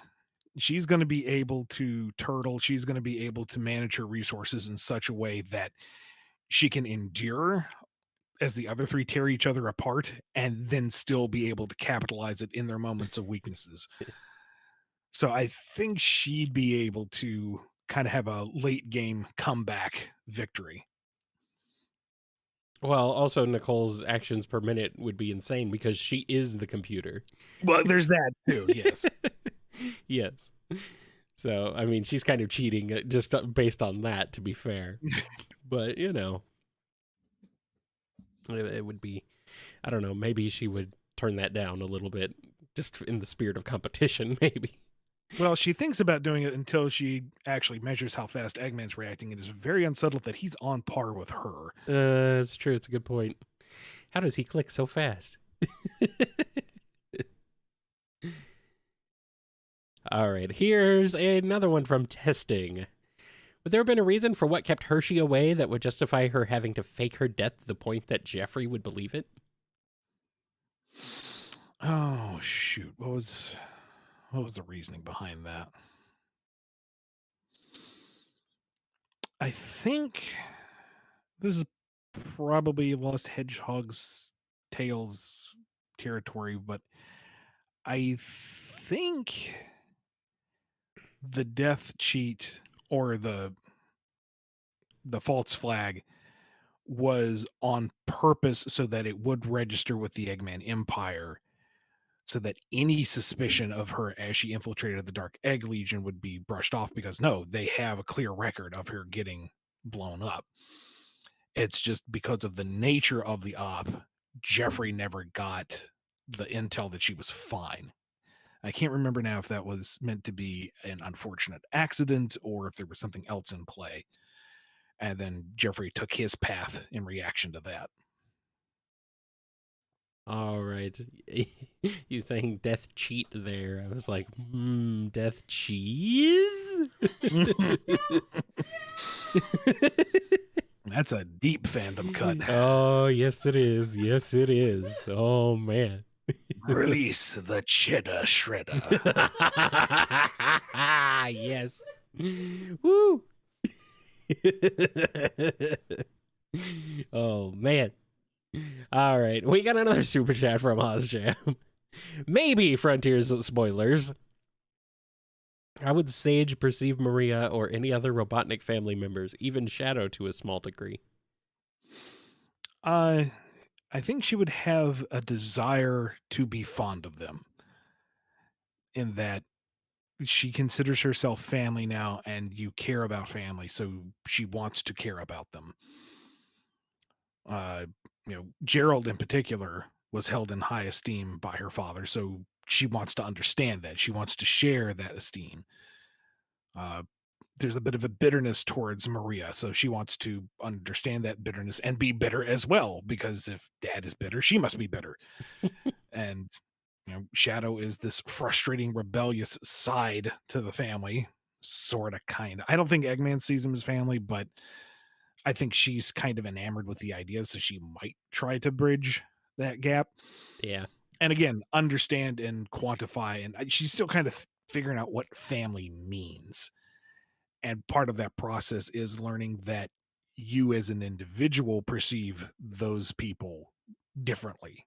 You don't view them the same as the other folks in your family necessarily, which would be a fascinating thing to explore. Man, I hope we get that opportunity. You guys hear that popping in the background right now? We're still 30 minutes away, and people are going crazy still. Been going crazy this whole time, but they just got loud again. Someone's firing them off out in the middle of the street, sounds like. I heard a bunch of few about a half hour ago, and then a whole bunch of fire engines, and now nothing. So, Danger. All right, we got here this one from GNR. Which Sonic show do you think deserves a game? I feel like Sat AM should have had it had a game in the works, kind of. It had a few. Yeah, yeah, I went through a few different incarnations. I mean, you could argue Adventures of did with Mean Bean Machine. Technically, I suppose, in a way. All ethnics in that show up in the show at some point. Yes. I mean, Boom obviously had several, but I mean, whether they were actually good adaptations of the show is... We're not... The question was about a good game. Deserves a game. Well, yeah. And by that token, Spinball, it's kind of... Okay, it's not really a Sat AM game. It's more of a trivia nod. I mean, an RPG with the Sat AM crew makes sense. What would you do with an underground game? I mean, potentially, 3 varying styles of Sonic's gameplay is your classic setup anyway. I mean, Tails is Sonic but flies. Knuckles is Sonic but can climb walls. So, what do you do with Sonia and Manic to set them apart? But that could work. Make it a rhythm game. Maybe. Or a beat 'em up. Maybe a beat 'em up with rhythm game elements. Sonic X was a third of it was adaptation of the game. Yeah. So that feels like a cheat.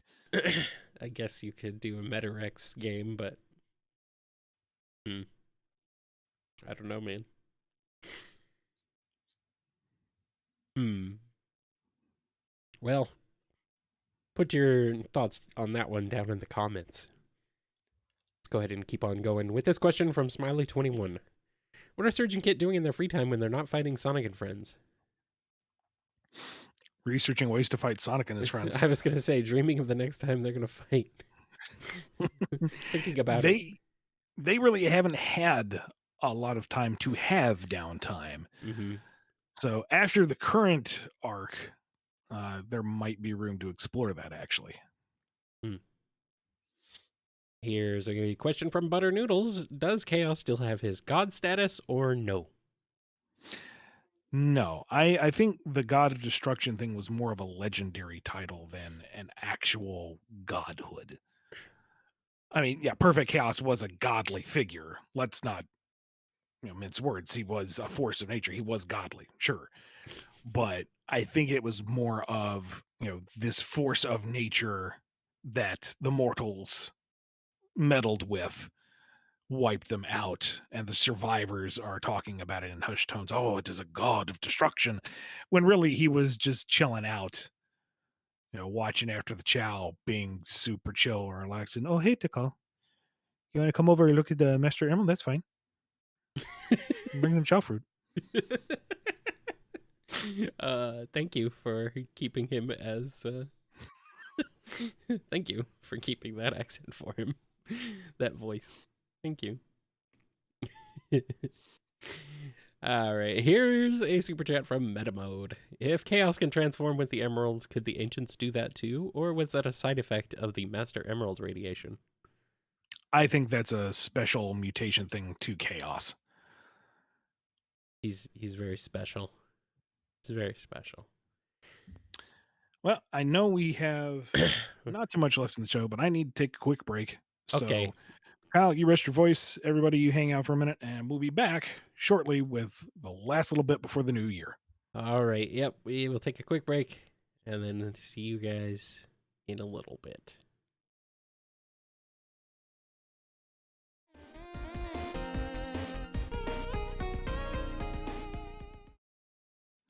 And we're back with only 20-ish minutes to go before Kyle gets into a new year. Yep. And we got one last super chat here, and it's from Emil C.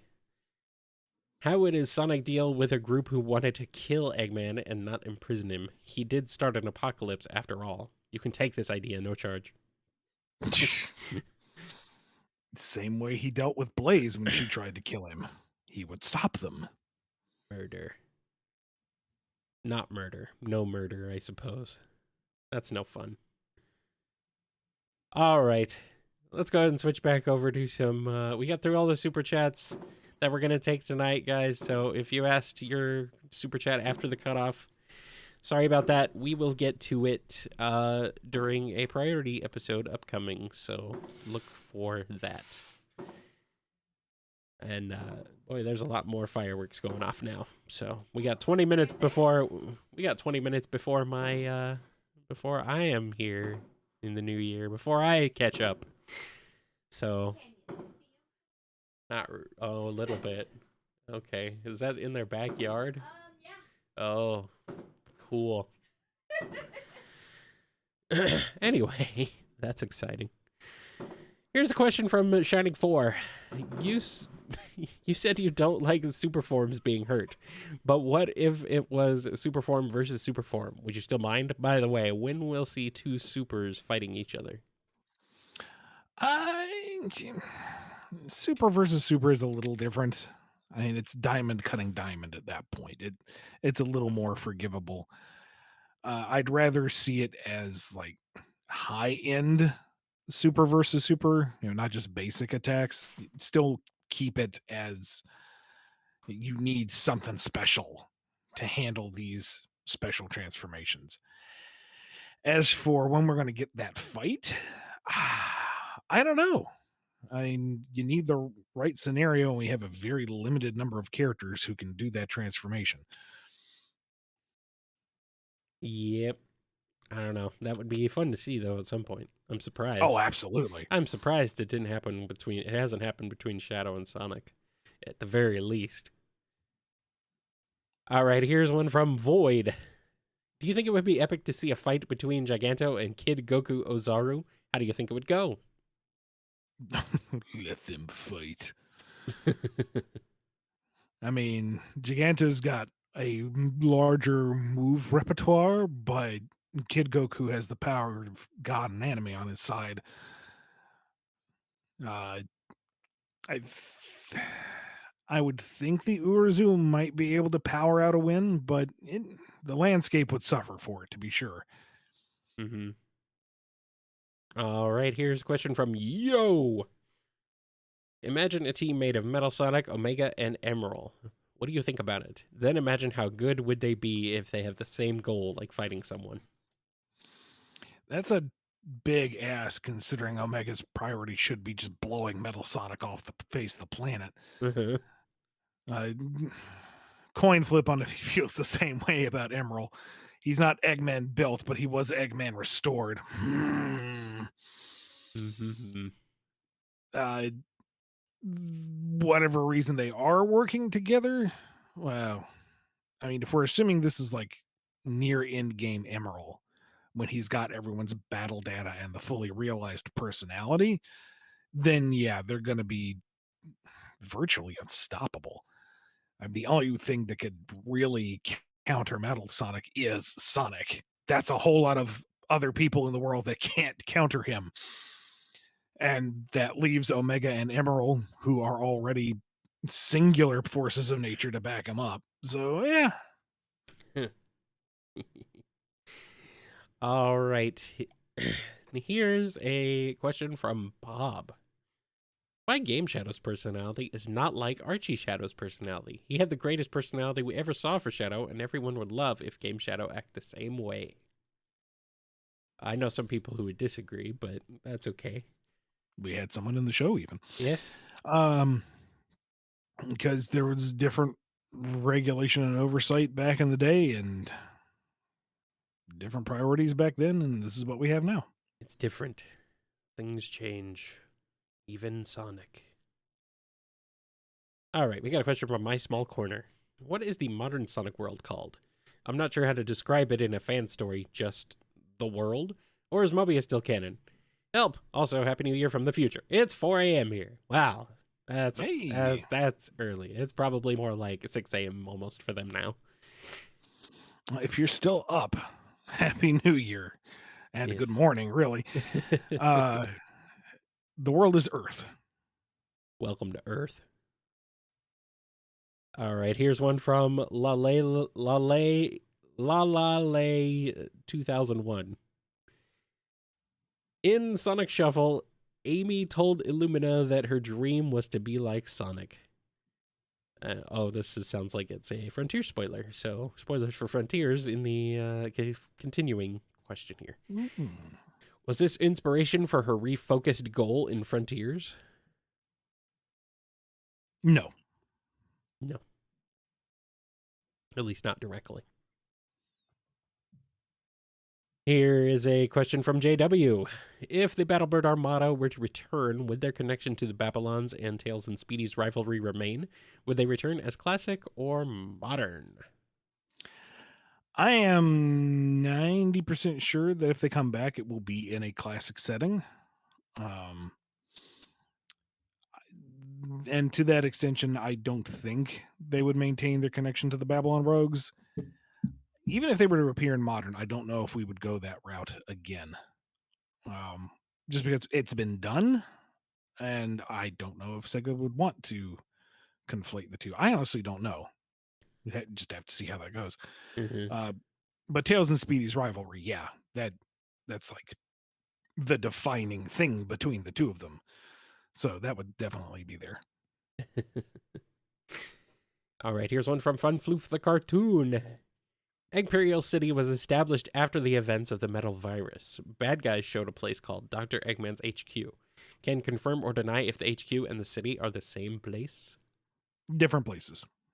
Eggman has lots of headquarters.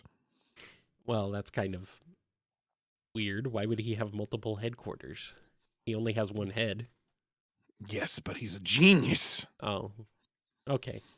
That and Imperial City is a much different project, which you will see more about in the near future. Hashtag knowing smile. Uh-oh. Uh-oh. Ian knows too much. Does he know what he's cooking? Yeah, he probably does. All right, here's one from Uncle Penis. Word on the street is that money doesn't exist on Sonic's world, but the Chaotix still have money issues. So how do they go about trying to convince people that money is real?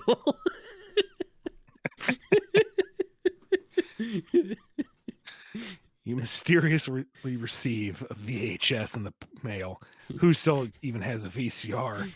Well, as you manage to find a way to play it, a very concerned crocodile appears on your screen. Folks, did you know there's a thing called money? Did you know that we need it? There's a vast world of monetary mysteries to be uncovered. And I can tell you all, if you send us a order of $29.95 to the Chaos Detective Agency, you too can buy into this program where I explain to you what you're giving to me and why I need it. SBO, why are you shaking my head? This is a brilliant idea. Chami, quit laughing. Just keep rolling the tape. Is Vector trying to sell NFTs with over VHS? trying to do an NFT telethon. How are you sending it, and what are you sending? I think the answer is yes. Vector gets busted for a Ponzi scheme he didn't even mean to create. But there's no money. How would they have any concept of what a Ponzi scheme even is? That's the only reason he gets away with it. Yeah, I guess that makes sense. Might as well. That and leniency since he turned himself in. I mean, he's a good detective. Who else is going to catch him? Obviously, it's the running gag. There is money on Sonic's world. They just don't want to acknowledge it unless they're the Chaotix. It's very goofy and silly, but I mean, I prefer to say that there's just no money because it's funnier. because all of the because there's all the indications otherwise. All right, here's one from Fang. Hey, Kyle and Ian. My question is a Prime-related question. According to the writers, it is canon somehow. Where do you think in the timeline does Prime take place? After Frontiers? Before? I cannot answer because I know the answer, and you haven't finished watching the show yet. I think the answer is yes. Where do you think in the timeline does Sonic Prime take place? Yes. Specifically, roundabout by yes. Here's a question from Star Sprite. Is cyberspace an alternate universe? For all intents and purposes, kinda. I mean, but not like in the same sense that Blaze's dimension is an alternate universe. Pocket dimension, maybe? Something like that. Meta reality? I don't know. Computer world. Lord Van Oscaro has a question. Boy, he sent into standard questions and super chats. Man. What would a Neo Tails doll be like? Would it be a bigger stuffed animal or more akin to the Five Nights at Freddy's animatronics? Boy, that's horrifying to think about. Do not want. No, thank you. God. No. How about we go down the middle? It's a giant half-built animatronic covered in the fuzzy, torn remains of what would have been the plushie trying to contain it. Oh, boy. Or worse yet, it starts off looking like one of those big old cuddly beanbag plushies, and then it activates and assumes its full form, tearing apart at the seams. So you have all this like stuffing viscera falling out as it lurches and clanks forward, its head slowly tilting 45 degrees.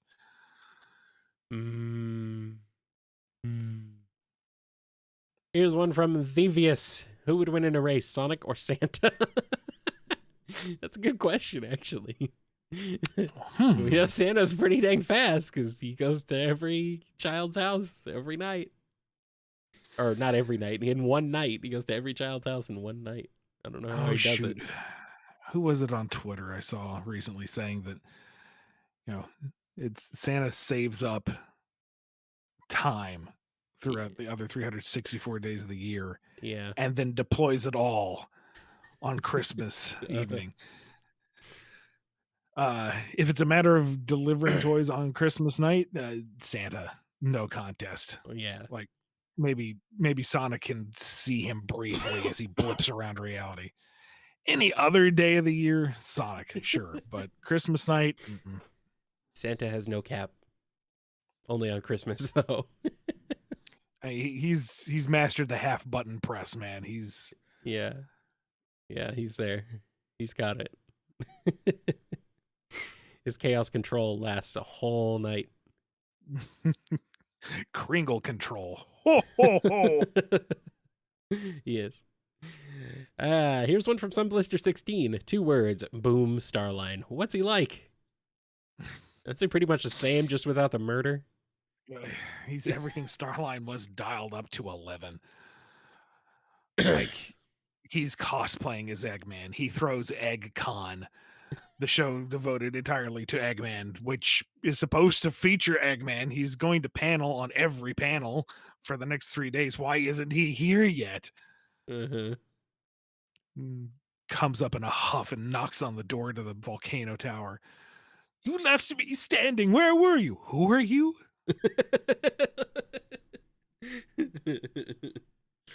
he's somebody in the chat says so Agent Stone. It's like, no, Stone has a little more, he's a little more restricted in his enthusiasm, but I don't know. He's still got his feet on the ground. Boom Starline? No. Careful, boss. It's that guy who keeps emailing you. Oh, yeah. I have all his emails immediately routed to the junk folder. I have my own folder in your email? Of course, he would be excited about that. Oh, what a nerd. What a nerd. Overlord X has a question. If Kit got a hold of all 7 Chaos Emeralds, would he become perfect Kit to match up with his water buddy Chaos? Perfect Kit. God, can you just imagine a perfect piece of kit? I like that phrase "kit" as a, in the British slang term "kit." I like that. I don't know why. Now you're imagining this kind of lumbering, perfect chaos-like creature, and then suspended within its torso is Kit, eyes glazed over as he is one with the beast. Mm-hmm. All right, here's a question from Flaming Snotwad. Wow. Yeah. How do you know that's what's coming out of my nose this whole episode? Is there a chance in the near future that OCs such as my own will be able to cameo in future side stories for IDW? Or perhaps get a comic of their own given the right opportunity? Unofficially, maybe. Like, if you make your own, yes. Yeah, if you make your own, yeah. But officially, no. There is... on occasion, you can put your artist, one of the whoever's drawing the book knows somebody, so they'll like put in a small visual nod to a friend's OC. Mm-hmm. That's not Sega approved, that's not editorial approved, that's just kind of a fun, nice thing that they do, and we all collectively just don't say anything about it. But to like have your personal custom made OC join the cast and become a contributing member to the narrative, no, that's not happening. Only in Sonic Forces. And if they incorporate the Sonic Forces character creator in any future games. Which I think they could. Put it in a better game. That would be fine. Scruffy Matt has a question, and it has possible Sonic Frontiers spoilers. What do Sonic and Big use as bait when fishing in cyberspace? For that matter, what does Big usually use as bait in the real world? This kind of almost falls into the category of what are the hot dogs made out of, but I mean, Big, he's an expert angler. He's got all sorts of lures, and he would have roe and worms and whatever it would take. Depends on what he's fishing. He knows what he's doing. Sonic, I think, just kind of casually casts the line into the water, and if something bites, cool. If not, oh well, he's just chilling out. He doesn't really care. For cyberspace, though, I don't know. I kind of feel like it's you just toss the line in there, and cyberspace runs an RNG on whether or not something bites. I mean, that would explain the oceanic life coming out of the lake. Yeah. All right. Well, we got about 4 minutes and 13 seconds before it's midnight in my time. So let's go ahead and blast through at least another question or two. Here's one from Study Vibes. Spoilers. It doesn't say spoilers for what. I'm assuming Frontiers spoilers. Will Tails' whole thing about the hero he'll become continue? What is it implied he meant by that, and how long would he hypothetically leave Sonic for? I don't know. We'll have to see. Dun dun dun. It could be material that's followed up on the comic side of things. It could be an aspect of whatever the next major game is. We don't know. Maybe it's in the DLC. We don't know. I don't know, actually. So don't look at me. But I think you know what you're cooking. Well, I know what I would like to do. I have planted seeds that, if I have the opportunity, I would like to cultivate and follow up on. But that's ultimately up to the folks at Sega to decide if they want to continue that. Uh-huh. Would you say it is power and defense seeds that you have planted? That's right. Blue seeds of defense. I knew it. I knew it. That's why there's so many seeds in that game. We're planting them. Here's one from Smash Zapper 85. What are the main influences of the Soul Dimensions look and design?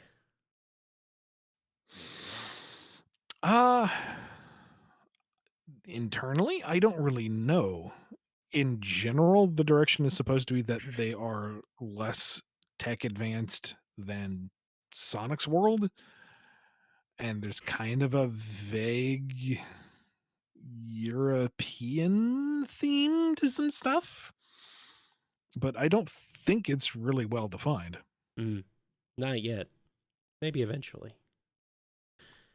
And we got a question from Ellie. Tyson Hess has said that Mania Adventures happens during Encore Mode's Angel Island Zone, since status quo is restored at the end of Adventures. Is this the canon timeline of these continuations? I would take his word for it. I mean, who are you to argue with Tyson Hess? I sure wouldn't argue with him. And we got one here from Shonen Boys. Hey, Ian and Kyle, which Maverick or Robot Master is your favorite in terms of design/abilities?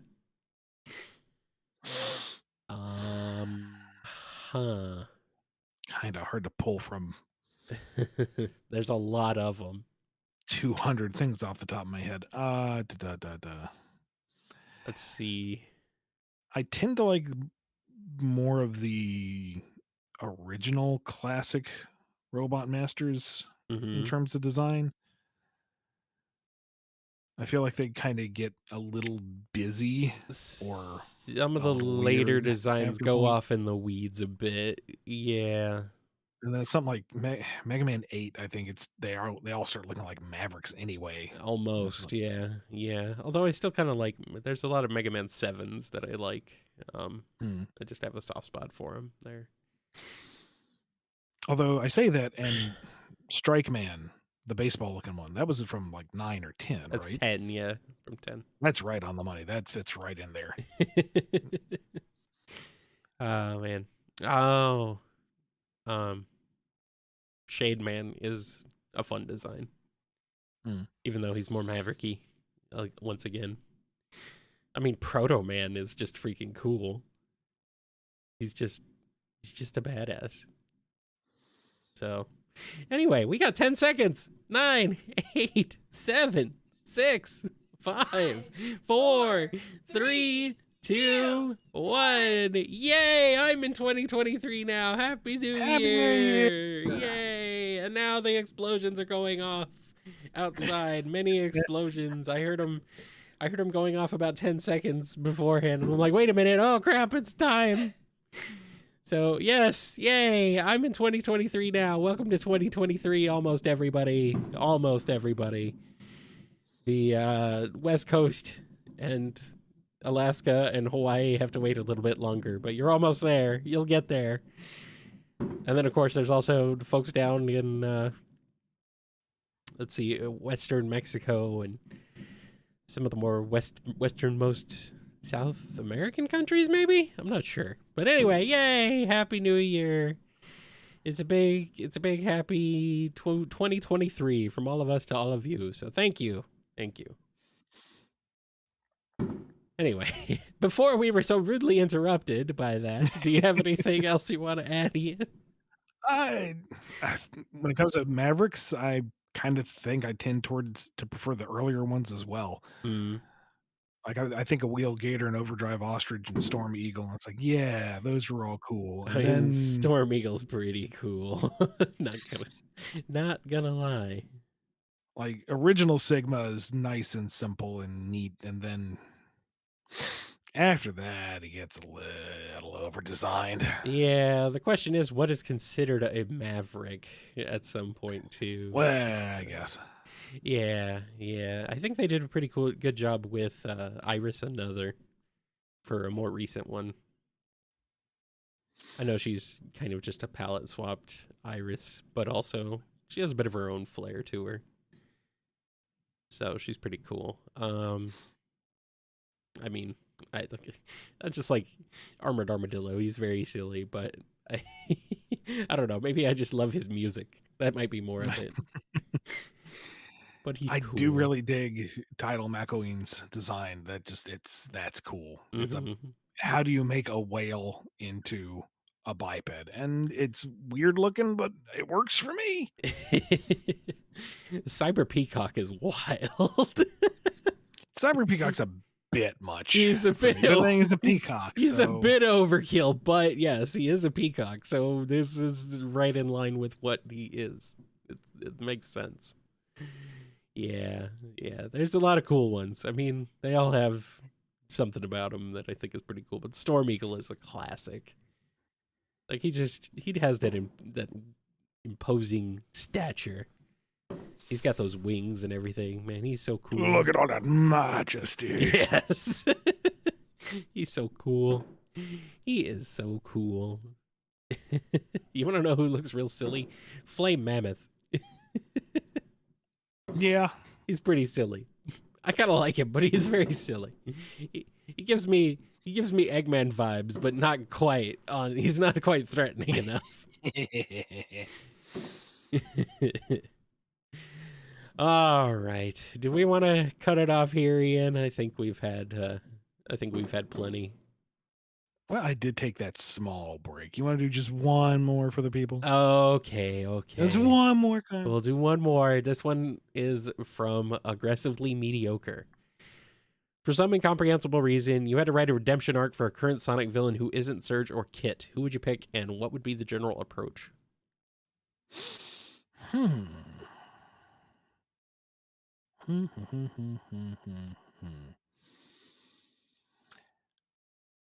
I don't want to say Starline or Mimic because they have been monstrous. And I feel like that would become their defining trait in even after the redemption arc. You know, showing them do a face turn is one thing. They have to live for it after that. And I feel like that would be repetitive. Maybe rough and tumble just so that they get a happy ending. And they can still be kind of bumbling stooges, but for the side of good. Them, I could see you rooting for them making the turnaround. Like you want, you can't hate them. They're designed to be the punching bags, and you laugh at them. But if they want to make things better for themselves and for others, you're like, yeah, come on, guys, you can do it. Just try a little bit. We believe in you. It can be done. And you could still maintain their characterization for a large part. They're not necessarily good guys, but they try. Bless their hearts. Just because you are a bad guy doesn't mean you are a bad guy.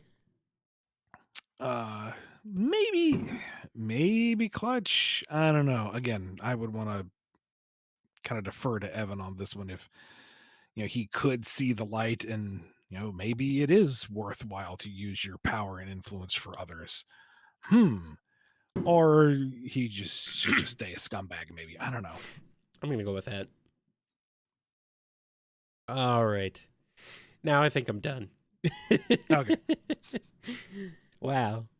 That was exciting. And the You explosions have are been a trooper. still happening. I mean, you've transcended 2 New Year's while being ill. Like, I that's know. crazy time travel endurance. I know. And then last year I was sick. Remember that? I was so sick I couldn't even be here. Technically. You had to read all the questions yourself. Did I? That was Jeez. weird. Yeah, that was a year ago. That does not feel like it was a year ago. Kyle, I can't remember last week. I can't. I mean, I barely remember that. I only remember it because somehow I remember it, even though I was half asleep listening to it. See, the man is so ill, he can't even perform his duties, and yet he tries to commit to the show anyway. Herculean effort, sir. Thank you. I was happy to be here. I'm glad to at least maintain some level of normalcy. Now we just hope I can get this thing ready for Monday. So, well, here we are. Happy New Year, everybody. Thank you so much for your questions. Thank you so much for your super chats and your support of the show. yes. Thank you for making 2022 the wildest, most successful the BumbleKast has ever been. And hopefully we can maintain that in 2023. Yes. Keep it up, guys. Thank you for all your support. You guys are amazing. We're going to be putting up the rerun on Monday, and we have 2 priority Q&As already ready to go for the rest of the week. Yes. And after that, it's back to the same old. It's we ain't rocking the boat. Nope. We're giving you what you know. Back to the grind. The grind. Be good to yourselves. Be good to each other. And we will see you next time, next year. Well, we're already in the next year. So just next time on the BumbleKast. Man, we did the BumbleKast for a whole year. We streamed for a whole year. Can you believe it? Incredible. Anyway, bye, guys.